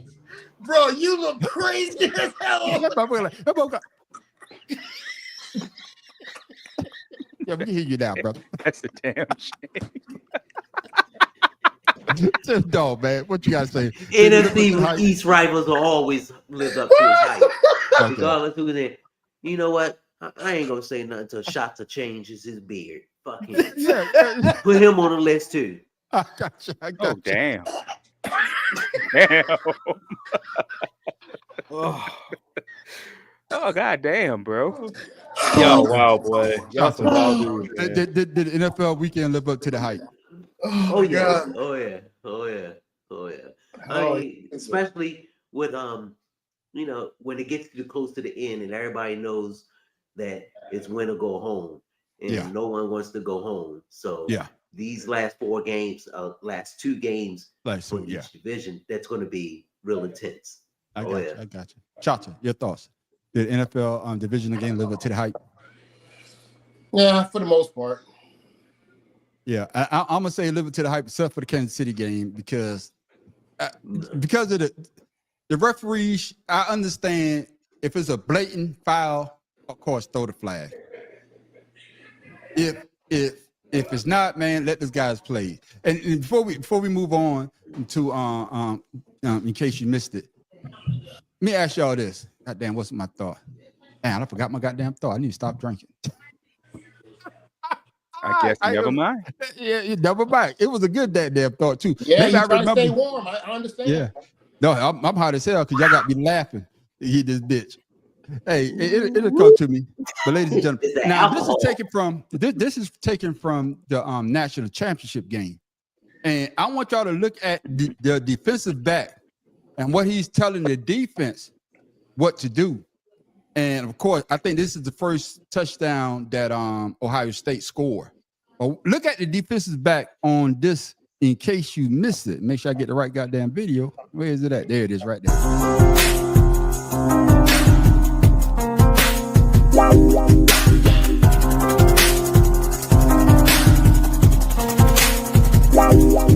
Wired. And 2nd and 5, play fake. Howard flips it. Smith's got it, and the freshman just waltzes in as the Buckeyes score to answer the Irish. Did you see it? Oh yeah, I remember that. Yeah, I saw that play. Yeah. One more time, Farrell. Look at the defensive back. He's pointing at the running back. Yeah, I was wondering. That caught the ball. Look at it.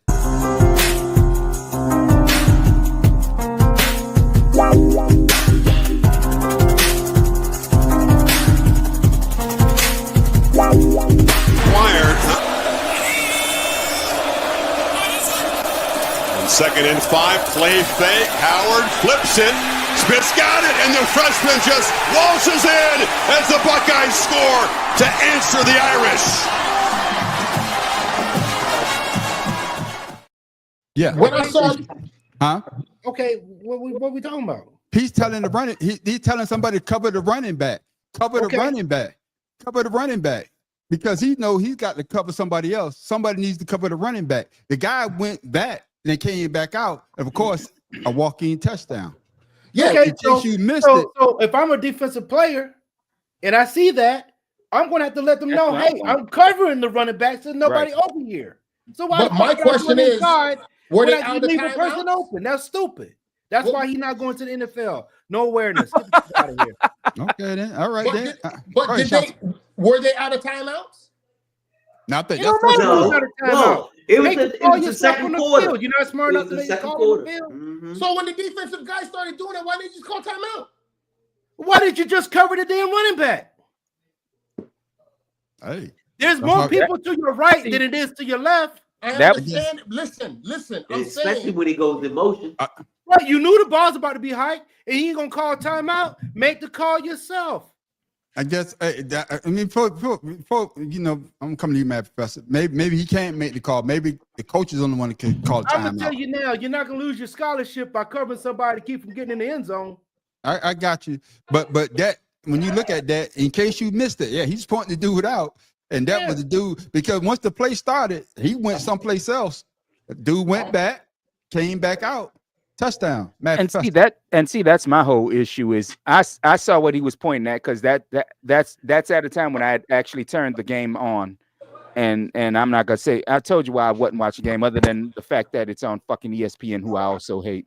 You can put Can I them say with this? two Can I say this, Matt Professor? Back to the list. Yeah. Back to the list. They got to stop this shit. They got to Yeah. stop this shit.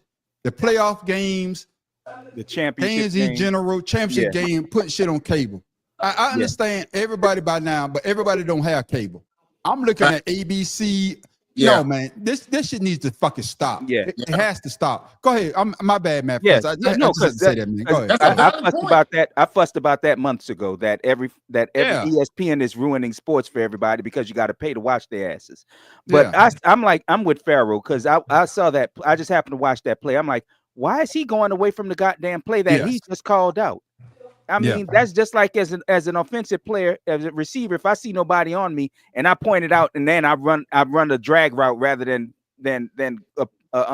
going straight up the field, a streak or whatever the hell they call it. I don't remember anymore. Run a post route. I mean, that'd be stupid if I'm going across the field where I'm not where I'll be covered up at. I mean, it was just the same stupid ass play. I'm like, dude, cover the running back since you know what's coming.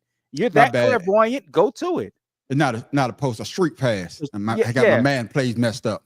That's what I'm thinking. I'm trying to think what the actual call is, or a fly route, whatever it is. Yeah, but if I'm an offensive, if I'm a receiver and I see nobody covering me, I got my hand up right before the play start. That's right. And the quarterback better get the ball to me. And as a defender, when he saw the running back was going to flare out, he should have been the one right there to either intercept the ball or stop the play in the backfield. Yeah. Before I come to you, Tim Dog, Matt, first you say something. If you watch that last play, going back to my Eagles, if you watch, they even say that when when Saquon, he said, I see something. Yeah. And you watch it, he say, I see something. Yeah. And that's why they ran that play. The perfect point that you just made. You too, Pharaoh. If you point the dude out, hey, I'm gonna take this guy. Somebody else take my man. Right. Somebody else take my man. So I got the running back because That's called everybody- awareness. It's called That's awareness. on-field awareness. That's right. Tim Dahl, your thought. Did you? I mean, in case No, you I missed. saw the play. And what's fascinating is the receiver. I mean, the running back. He went across, stopped, and came back. The defender followed him, but when he cut back, instead of him following the running back when he cut back, he kept on going. That's why he was so wide open. And like Pharaoh saying, awareness. You see that the play's about to go off. Nobody's listening to you. Everybody's locked in on their position and what their assignment is. And when you see him come across and come back, why didn't you come back with him? That's why he was so wide open. He didn't come back with him, but yet he saw something was going on. And like Pharaoh said, that awareness of what's going on, regardless of what the play is. If they call it for something, but you see something different that's about to happen, and before it can react and you can get everyone's attention, you do something about it. Yeah, That's what you need. It's just disrupting the play. And if I'm a defensive Yeah. coordinator And and I I realize that my player is doing Cutting that, out My man bad, on the Pharaoh. street. you know, hey, I'm happy Yeah, he you're did not that. going to yell at him. What happened on Yeah. that play? You know what I mean? Yeah. But Then I'm no, gonna tell you my- this: the fact that running back was so wide open, I'm wondering if that was the man he was supposed to be covering. But that's what I'm saying. No, that was the wide receiver. That wasn't a running back. Well, right, No, right. it was a rookie running back that was in the Yeah, running back that was in the wide Listen, receiver. Number 4, the one that got the ball. He's a receiver. Oh, I thought he was the running back. No, he's the number But 4. either is way the it one- goes, he's the- that defender that Well, was I- pointing him out, I'm wondering who was supposed to cover him because somebody was out of position. Yeah, Clearly I didn't out see of nobody. position. Before I come to you, he shots. was. Before I He come was to in you, the wrong shots. I'm gonna position. play the play again, and I'm just gonna push back on Tim Dahl because that's not his man to cover. But going back to what Pharaoh said, he should have took him. He should have been saying, "Hey, I got this guy." That's what he. So whoever's saying, once he said, "I got this guy," you responsible for my man. So if you watch you gotta, it, you gotta, yeah. If you convert. watch the play before Shota, then after this plays, Shota, you come back and I'm gonna hear from you. Watch it. He runs back into the middle of the pack. He wasn't running back towards the wide receiver, whoever position that was. He's going to play his man. So, but like everybody's saying, you should have covered that dude. Watch it one more time. Yeah.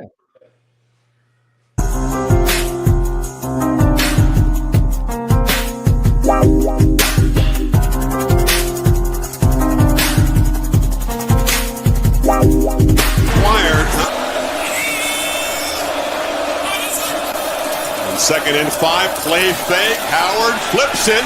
Smith's got it, and the freshman just waltzes in as the Buckeyes score to answer the Irish. Hey, now that I looked They at didn't show me the play. now I looked at Matt Professor. He went to double somebody. Yeah, that might have been his man. That might have been that was his my man. point. Yeah, That might have been. That was, he went that's to why I double. said that was his man Yeah. that he was supposed to be covering, and he pointed him out. Yeah, So yeah. now You're y'all right. see You're it. right. You're right. Ain't Shots, no y'all. you're I right. seen it too. No, you Hey. said it was. See, somebody was a man in motion.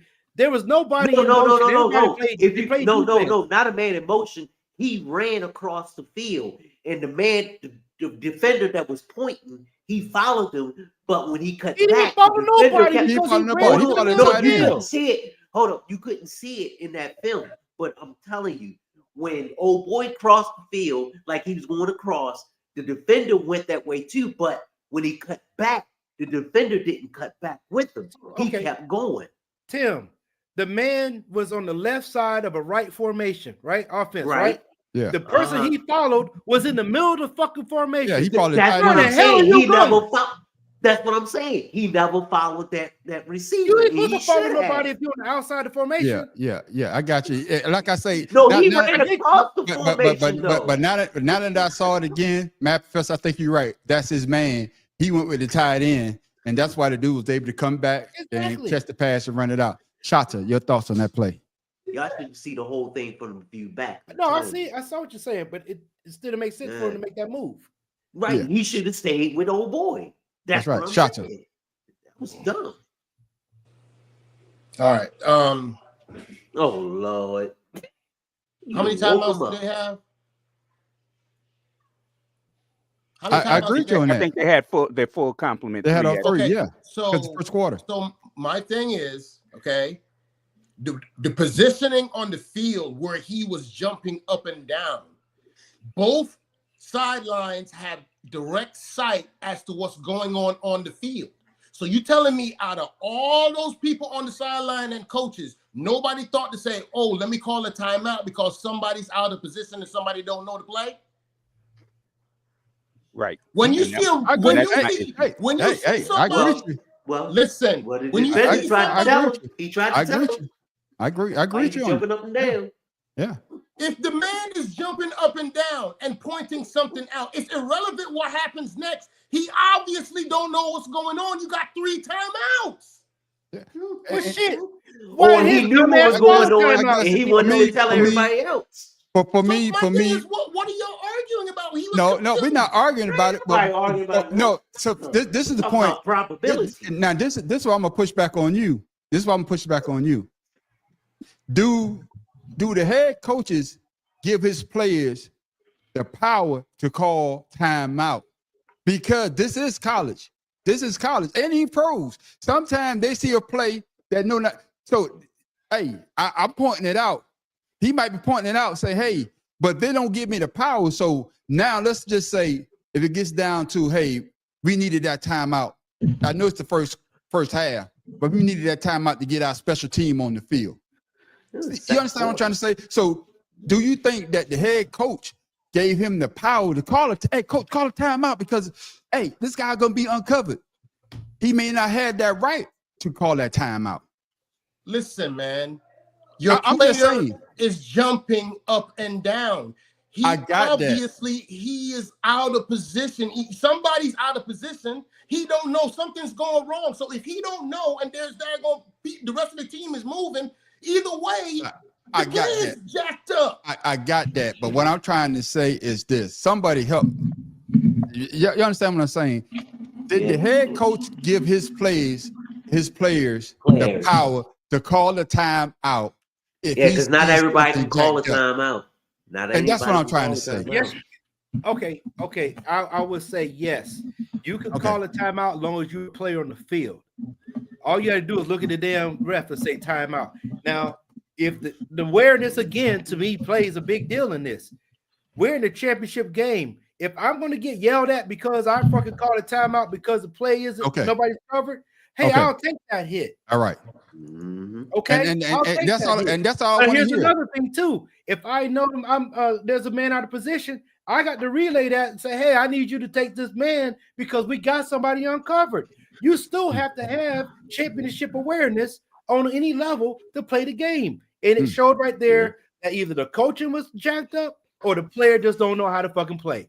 And that's what I'm talking about, Carl. Most colleges don't allow players, college head coaches don't allow players to call time. I understand what that means. But guess what?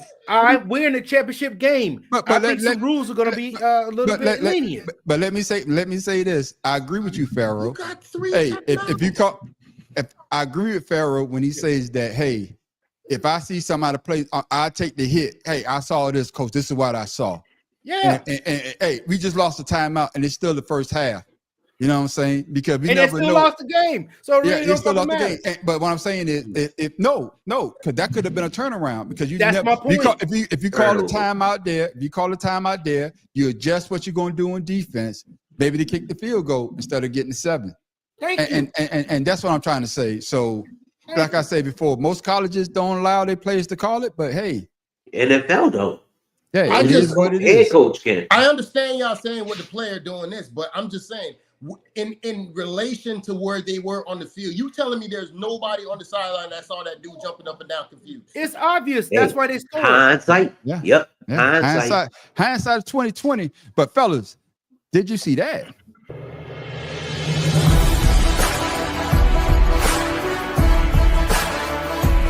Ja Morant, ball in his hands. Last 3 games have been decided by 8 total points for the Grizzlies. A lot of late game situations. Ja in the late game situation.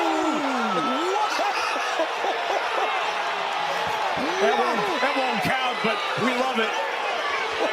My goodness.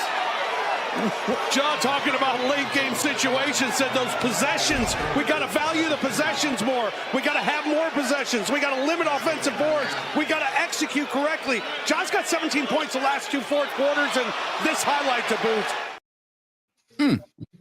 boot. Mad Professor, your thoughts? Did the points count? No. I know you hate Was it ass. actually a dunk, or did he throw it into the goal? But technically, you just throw it in. If you get over the, Then it don't fucking matter. It was still a garbage play. Don't fucking matter. Thank you. Sorry. Thank you. Well, that's athletic, yes, but they don't fucking matter. No, that's the person that they got built up to be the next. I think he need to put on some weight though. But that's the next person to build it up. But he's still young. He only like 22, 23 years old. Trash. Hey, if I could jump high enough to throw the shit in, and think about it, he didn't dunk over him. He just threw it in over him. Right. There was no. Who cares? All right, then. Hey, shot it. Oh yeah, the basketball world's hyped about it, but like he said, it didn't account, so it don't really matter to me. All right, then. Tim Dog. It wasn't King James slamming on nobody. The point didn't count. And he didn't slam it in. He laid it in. And John Morant, this is the same player that got suspended twice for the same offense of carrying a gun. What does that have to do with the dunk? What does that do with that play? Hold on. Do with the play. That ain't got shit to do with what we're talking about. Can y'all let a motherfucker finish his statement before you fucking interrupt? Hell no, because you talking some fucking nonsense. You know what? Fuck that. You sound like motherfuckers out there. Nonsense is the Eagles are the greatest team in the world. You sound like these motherfuckers out there. Bringing up your past. If your ass get arrested for being for jaywalking, but make sure we pull out every guy. Man, fuck that shit, Tim Dog, man. That shit don't make no goddamn sense. Man, don't say no dumb shit like that no good goddamn more. Next thing I know, your ass goddamn voted for Trump. You fucking Republican under goddamn Trump. Tim Dog gonna say, man. This is the person that's trying to hype up in the NBA. Why the hell are you trying to hype up someone who has an anger management problem and a two-time offender of possession? No, whoa. That ain't got shit to do with the fucking play. It does. It has everything with you saying he's trying to be the face of the NBA. I did not say him. I say Wimby. If you listen to the motherfucking answer to the question, I say Wimby. That's the motherfucker need to put on some fucking weight. Shata. He did say Wimby. Shata. Did you or did you not say? Hold on. Shata. Did you or did you not say they trying to make him the face of the NBA? No, that was the man on the street that said that. I didn't say that. No, Shata said it too. Said what? You know what? This is why the NBA trying to hype up the players in the NBA. You did say that, Shata. I believe you, Carl. He sound like Fox News. Exactly.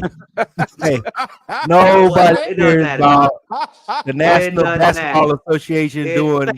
Thank you. National Football League. Exactly. My point is that shit suck. He shouldn't be the face of anything except Guns R Us. Bro, I'm gonna say this, man, about Ja Morant. I don't know. The play to me. I'm gonna say this. For me, the play was awesome. For all y'all now 6 foot motherfuckers, hey, to get over a motherfucker that's 7'3", I don't give a damn. I throw that bitch in. I don't give a damn what I do. As long as you get in the goddamn basket. Fuck that nonsense. Hell no. I'm gonna say what I gotta say because your ass is under 6 foot, so you hate to see a motherfucker. You can't even play basketball, man, on the street. I can play basketball. I just can't play basketball as well as I used to. Damn, why he can't play basketball with bro. He's with dirt rock. Now, why you had to go at the man's basketball skill? That's fucked up. Hey, no, I'm gonna tell you the truth. I'm gonna tell you, you know, my wife, Kim Bella Styles came home the other day. And my son, the church that they go to, she's like, yeah, my son Trey, he joined the basketball team. They got a church basketball team, right?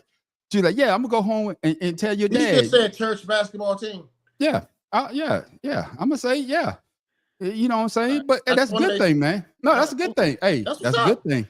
That's cool. A good thing. But what I'm saying is, when she came and told me, say, hey, you gonna play basketball? I said, hell no. I'm done. Shit. I could barely get out of bed. I fucking go up and down the goddamn court. Hey, it is what it is. I can't even play. Hey, Carl, fuck you. I ain't no Fox News. Yeah, no, Kiss I'm my gonna start ass, calling. too. Just I'm play sorry. 21, man. Just play one. I'm gonna start calling you Byron Donald. Let's go to Byron Donald for the Man, next question. Who's he See talking to? now, see now, that's just wrong. That's just wrong. You know what, man on the street? You know what, man on the street? Hey. You and your peacoat can go take a wash. How about that? Better yet, That motherfucker look like a stank. Hey, just like Byron Donald, just call him Daddy. Oh my damn, bro. Bro, That's why I was hoping we wasn't going. He must be drinking some of that Shay Shay stuff over there. That's exactly what I was No, I'm drinking. I'm drinking. I'm drinking that. What's that? Glenlivet. What's that you brought over here, Pharaoh? Huh? What you brought over? That's what I'm drinking. What you brought over on Sunday? What is that? Jack Daniel. Jack Daniel. No, ain't no Jack Daniel. Glenmorangie. That's right. That's what I'm drinking. I'm drinking right now. Glenmorangie. It's That's right. Irish whiskey. Irish whiskey, never and it's heard pretty that good shit. too. Damn Never good, heard fellas. that shit.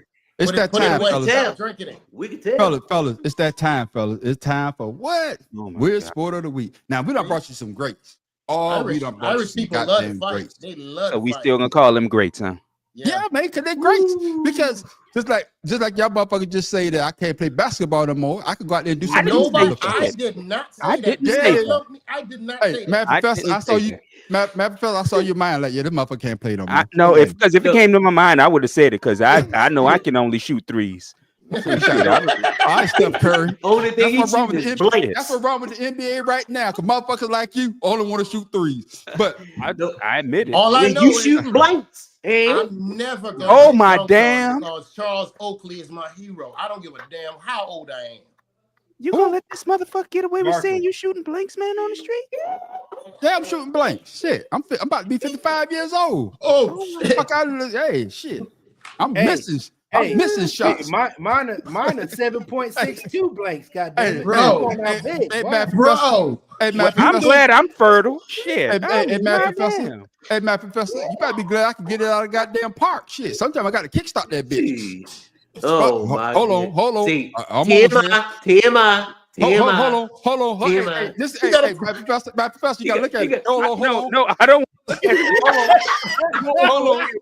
you gotta prime that joint. Hey, you gotta fire that fuck, baby. Don't forget the carburetor. Don't forget the carburetor spray. Is this what happened when you reach 55? We gotta prime that bitch What like a happened when bitch. he reached 55? Oh, okay. I'm just wondering. Oh, fuck. Oh, Lord have mercy. I don't know what's going on today. I got a Hey, young wife. I people can't in be the doing that. Let me say, He one of those all I- commercials that hey, I paid all- $5 pill for mine. hey, all I gotta say is, baby, we eating out tonight. So let's go. Yeah, you better. Yo! This is a family show, goddamn it. No, man. But ladies and gentlemen, it's time for Weird Sport of the Week. We done brought you some greats. We Oh, brought my you the God. beer mile. We brought you extreme ironing. We brought you goddamn Nose what's the shit with the wrestling. ball. Nose wrestling. Nose We brought cleaning. you That nose cleaning. How about that shit you put in your Ball. nose and come out the other side? Net The ball. neti pot. The neti ball. pot race. yeah. We done brought Oh, you don't some forget greats. the mud. With But the fellas, mud in the canal. Is this from Fellas. Joe? Huh? Is this What from Joe Joe? say? No, is this from Joe? No. Weird This Sport? one. This is one. I came across this bitch. I was like, what Yo, the I'm fuck is hot. this? I'm hot. Come on now. All I gotta say is this, man. If you like basketball, Matt Professor say he shoot threes. If you like football, Earl King say if I ran this far, I'm hitting I'm somebody. gonna fumble it. Gotcha.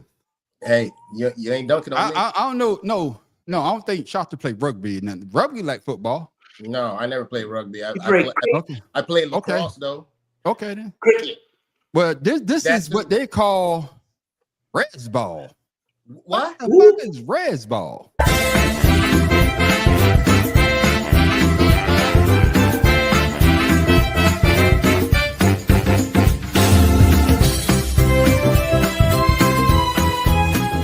What happens when you mix basketball, wrestling, and rugby? You get Res Ball. The game aims to throw the ball into the ring while dodging opponents. You can also win the wrestling battles and make dunks to earn extra points.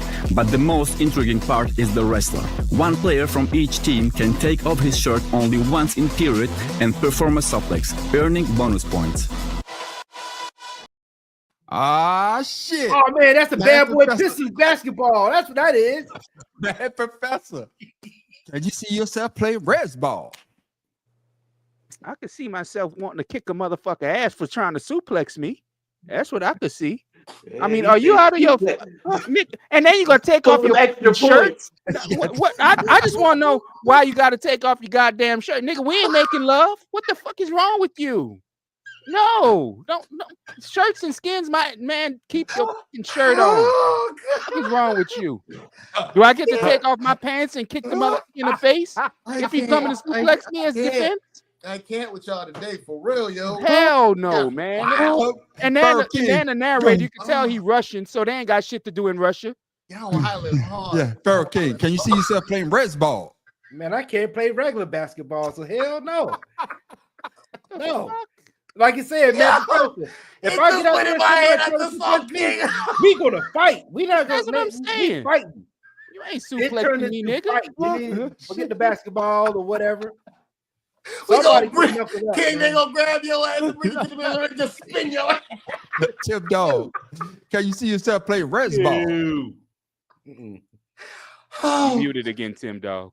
Tim Dog he too fragile. Tim Dog, your mic, you muted again, Tim Dog. Fish your mic.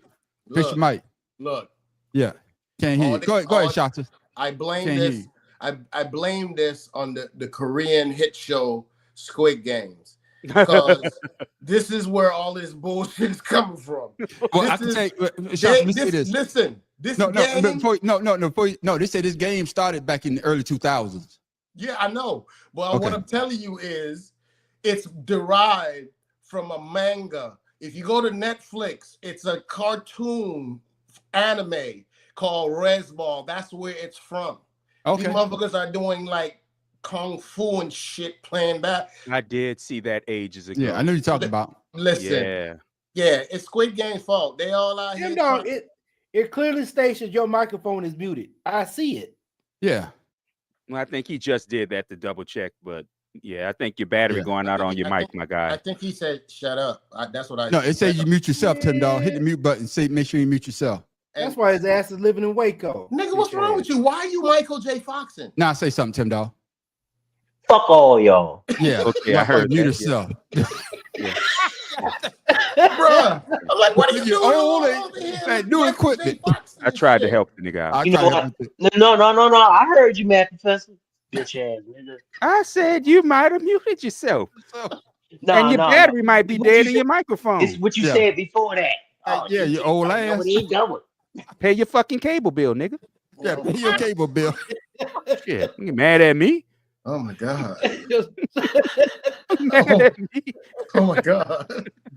Tim Dog, Tim Dog, what you think about Reds Ball? Not again. I hate it because he said it with some seriousness, like, "Hey, I'm serious. Pay your cable bill."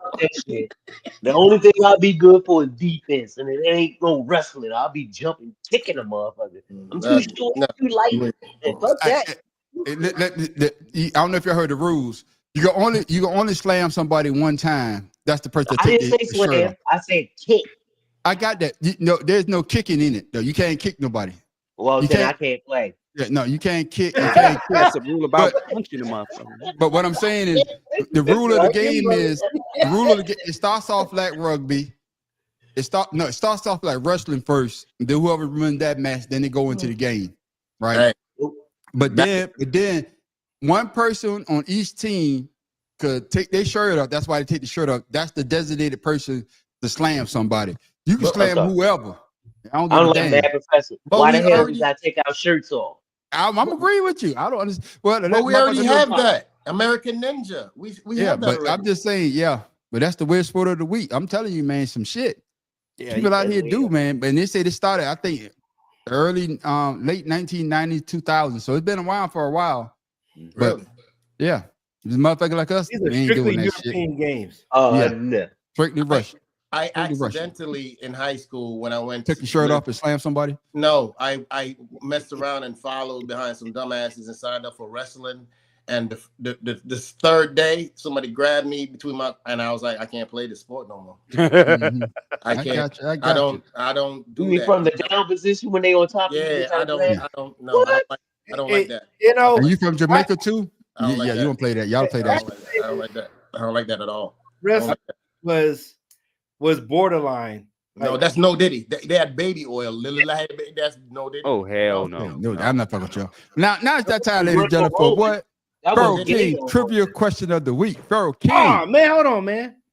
Let me write that shit down. Talking about Tim Dog, old ass. Your ass is old as him. Your ass. A pretty ass nigga. This motherfucker. Hey, you know you the last segment of the goddamn show. I know, man. Hey, I got caught up with everybody. Hey, get caught up about this stupid ass. Hey, you can tell. Hey, you can tell when a motherfucker. He the only person got a segment on the goddamn show. He on the damn high horse, motherfucker. Shit, you should have your shit ready before I even start the goddamn show. Oh, house nigga. Hey, can I say this? Hey, with all seriousness, man. All seriousness, people. I don't want y'all to get the wrong impression on me. All right. Really? I say some shit. I say some shit tonight I shouldn't say. Don't backtrack now. Don't backtrack now. It's too late. You know. Wait, hold on. Stand on business. Hold on. Hey. You know what I'm saying? I don't need nobody to be in my email or my text message. I don't need no motherfucker to be in my Instagram. DMs. Because I ain't taking it back. Shit. I'm about to say, stand I on want somebody. business, You know, Lou Holtz. That's that motherfucker. Hey man, listen. Hey, okay, I got the question. Let's go. No, I gotta get Lou Holtz out my mind. Y'all done got me started. Lou Holtz, man, this motherfucker is one of the motherfuckers that only reason why he was successful because he had black players. Yep. Yes, we know. And then after he retired, he shitted on him. Yes, and that's why I can't stand this bitch. Because the way that he talked and the way that he carried himself, he made it seem as though that the only reason I got there because of you got there because of the motherfucking black players that you had to get you over the goddamn top of your bitch ass. Just like Peyton Manning did, yes. I ain't gonna say about Peyton. I like Peyton. I'm just saying that black players took him all the way to where he at. Peyton Manning with his. But here it is, ladies and gentlemen. It's trivia question. That I'm better than. Oh that's man, right. It's our trivia question of the week from Pharaoh King.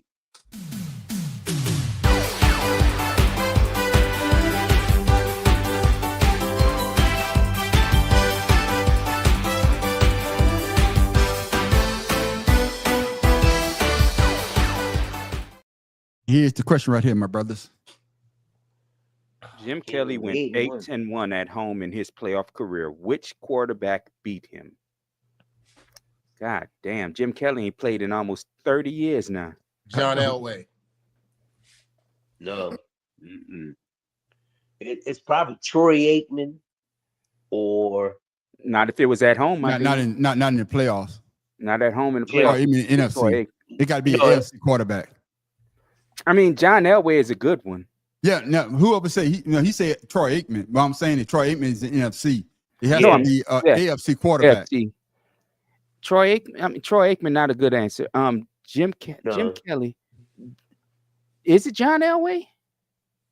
I'm trying to remember. Bernie Kosar. That's a better answer.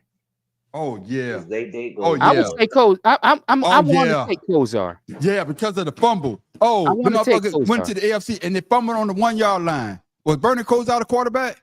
Give me Bernie Kosar for the win. Because remember, Cleveland haven't been to the playoffs in a long time since Kosar. Right. Give me Bernie Kosar for the win. Who you got, Shota? Shota? John Elway. Okay, you got John Elway. Yeah, he's the one who said that. Elway, you know what? That could be it too.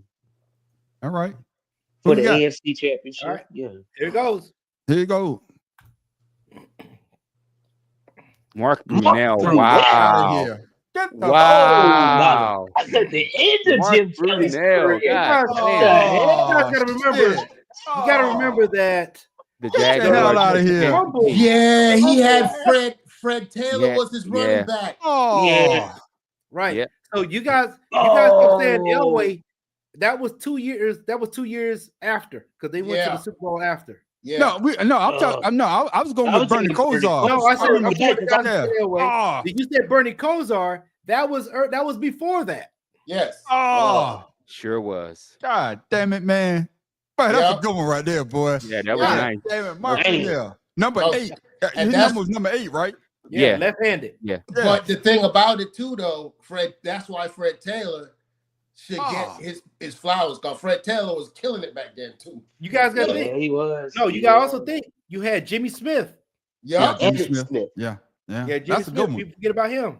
That's a good one, Pharaoh, man. That's one of the better ones you had because God damn it, I forgot about Mark Brunell. God, What throws you off That was is hold on. you Wasn't that the forget beginning that- of Jacksonville's career though? Huh? Jacksonville. What about it? No, I'm saying that was like the beginning of their. No, that was Yeah, their that was first they year. were expansion team. Yeah, expansion team. Their Yeah. first year. It was the Panthers and the Jags first year. Jags, They yeah. both went to the. They both went to the NFC title, to the title games. Yeah, Yeah, they sure did. God damn, but that's a good one, Pharaoh. I like that one, man. And I should have known that Mark Brunell played with the Saints the year we won the Super Bowl and finally Yeah, got a damn ring. He played with Mark Brunell Washington got a ring? after that. Yeah, he got a ring with the I Saints. didn't know that. God damn. No, he went to Washington first and then played for the Yeah, he Saints. went to Washington right after this, but after that, because No, I'm just saying I didn't know Mark Brunell was he's considered a Super Bowl winning player. I didn't know Yeah, that. but he man. was a journeyman too. He was a journeyman too. I got that. Yeah. Unlike old Damn. bitch ass Chris Sims, that motherfucker never win shit. Oh, look. Yeah. Him. There you Motherfucker, go. motherfucker, man. And his goddamn Jesse blonde hair. Palmer, who I Yeah. also can't stand. Bro, All these like- damn you don't quarterbacks like that Jesse couldn't Palmer? play worth the goddamn, Jesse and all of a Palmer, sudden that- became I'ma say excellent. this. Connie, that sorry bastard. I would say this, man. Bruh. Yeah, y'all Man, tell me if y'all I'm wrong. crazy. Y'all Y'all know crazy. I did a video with Cam Newton and dick for beer he was money. going after I got a new name for Shitlock. They call him White Lock when he was going back and forth with White Lock. And I did a video, and basically he's saying that White Lock basically was saying that Cam can't do what he do because he went to school and did this and that because journalism. And what I say to my video is that I say that anybody could talk sports. All you need is a television.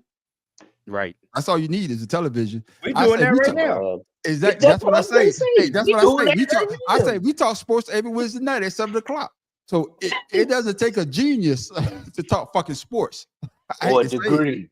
Now Or degree. I could write an article. Now it might be grammarly correct, but I can write an article. What is it? Correct. Yeah. Grammatically. He said That's Grammarly. why I say I need somebody to proofread my shit. But that's why I got y'all. See? Right. Yeah, There that you works. go. There you go.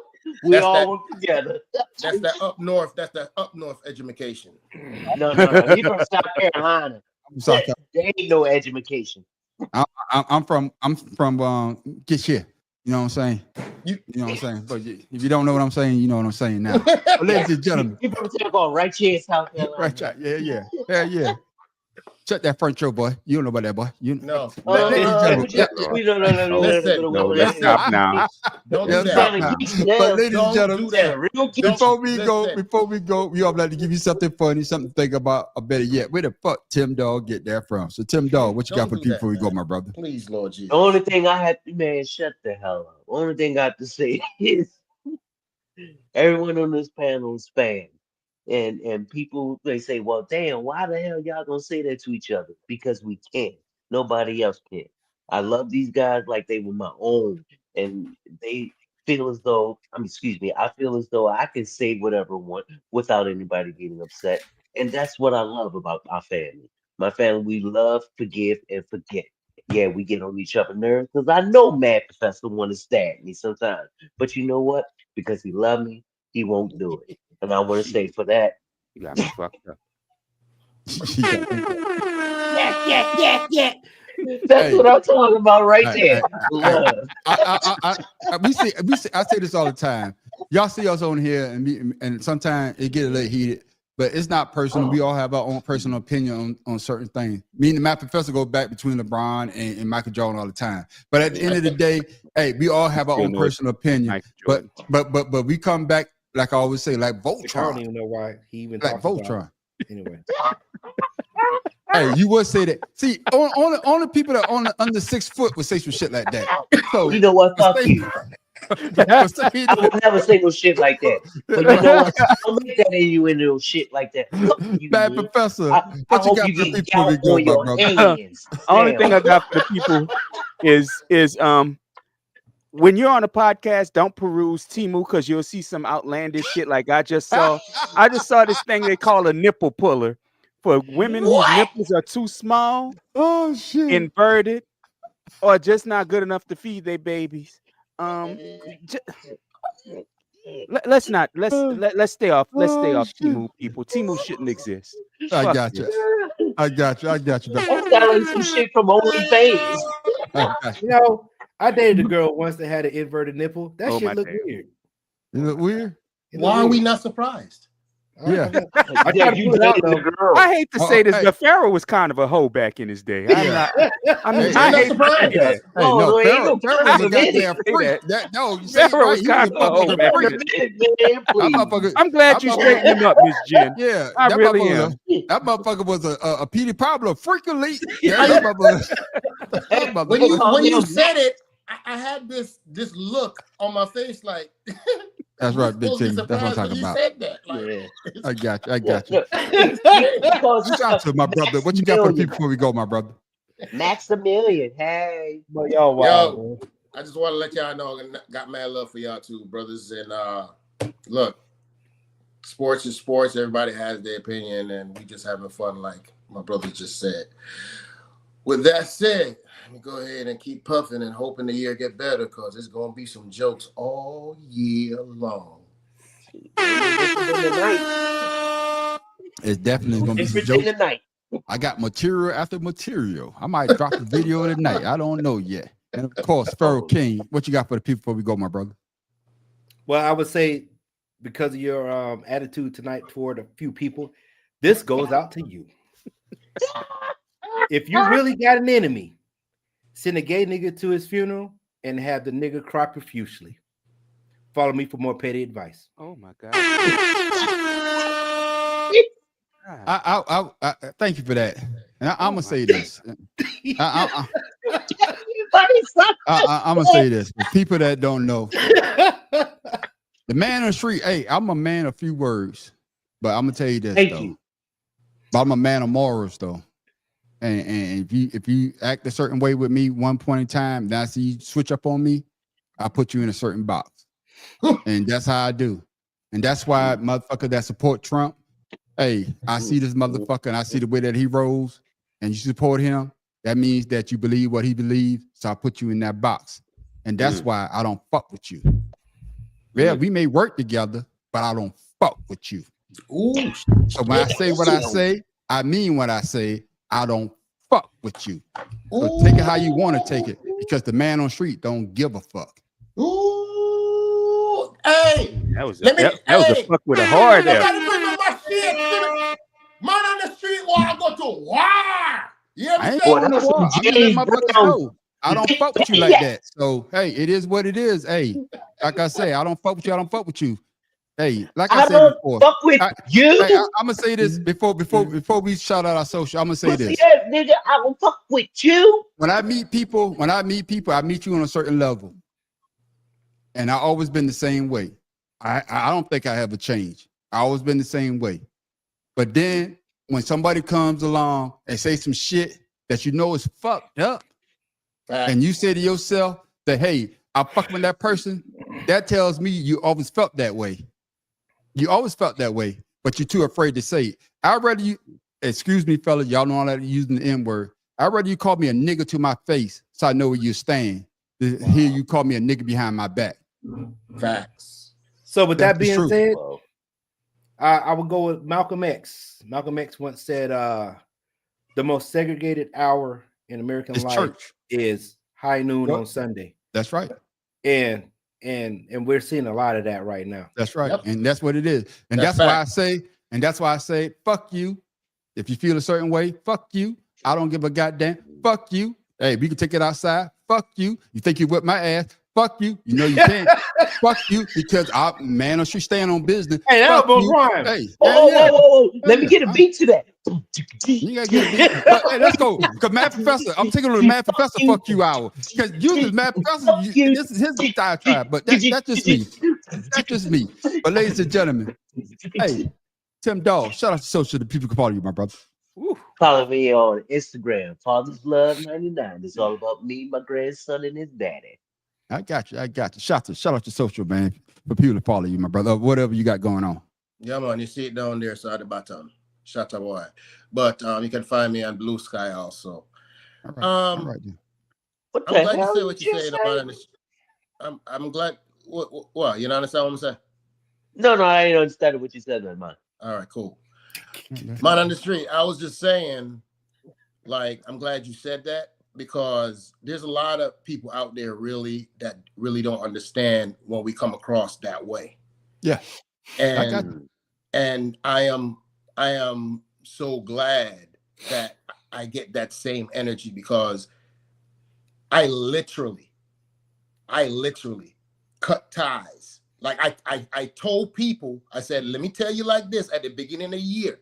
I said, if you sympathize in any way, form, or fashion with this man, and I know about it, you cannot be a part of my life. Period. Hey, keep it pushing. God damn it. We want your Mad social, Professor. not your social life. I'm just Mad Professor. Shout out to social people can follow you, my brother. You can follow me at the Mad Professor .1, the way you see it on your screen. YouTube, Instagram, and Facebook. Don't follow Facebook because fuck them and Mark Zuckerberg. I just signed up for Blue Sky, so pretty soon you'll find me on Blue Sky too. All right. And of course, Is that your house in the background there, man? Yes, it is. So shout out people, man. Wow. So people can follow you, my brother. So just so you know, my dumb ass deleted TikTok and can't get it back. So so I'm still on IG, Pharaoh_71. And Facebook is about to be coming to a close too, because of what Mad Professor just say. Yep. I can't support those idiots, that meta crap. So hey, it is what it is. All right. Hey, you let me know something today, so I go ahead and clean my shit up too. All right. And of course, you can follow the man on the street at the Audacity Podcast on YouTube. Also, Creative Cameras Expression YouTube as well. Hey, we still got our YouTube, we still got our Facebook channel that we broadcast on because we got a lot of followers on there. So yeah, I'm gonna keep using it too. I'm using it to our advantage. And of course, you can follow us every Friday night for the wheels fall off. 2 cigars and a blunt. But make sure you stick around for the after show called Ashed Out. That's when everybody get a chance to talk about everybody get a chance to talk about what they want to talk about. But we usually don't get past the first goddamn person because it goes left quick. But make sure you come back next Wednesday night for what? The Better Than Sex Sports Podcast. As you see, we got a new intro. I got out to my boy, goddamn Conspiracy Brother. I said, hey, revamp our intro. He went out and did his goddamn thing, except for Tim old ass. Man, it looks just like soft. It sounds like R. Kelly doing some sports. No. Okay, then. Well, your old ass was right along with him peeing on motherfuckers, but we ain't gonna talk about that. That's No, okay. if I offended anybody, I want to say this. If I offended anybody with my tirade tonight, well, fuck you. You were the person I was talking to in the first place. And with that, I am the man on the street. Is the future championship Commanders? Eric King. Tim Dawg from Be More Careful what show you watch because you're going to get some shit like this. The Mad Professor with a boot in your ass if you Lou Holtz. Fuck him. Yo, shout out to Orlando. And, everybody have a great week. Yes. And hey, make sure you stay out of cold. And if you like to fuck around with the snow, make sure you don't eat the goddamn yellow snow. Because that's not lemonade, motherfuckers. I was gonna make some yellow snow, but my wife told me not to. All right, there. Wash don't go outside. Hey, wash the snow first. I'm gonna say this. Hey, I'm so old right now. I can't even draw my name. I could draw my name now. I'm just getting the first letter out, but it is what it is. damn. And with that, Bang. Mother. I'm coming. I gotta go. Bang, I'm coming. Yeah, yeah. Go.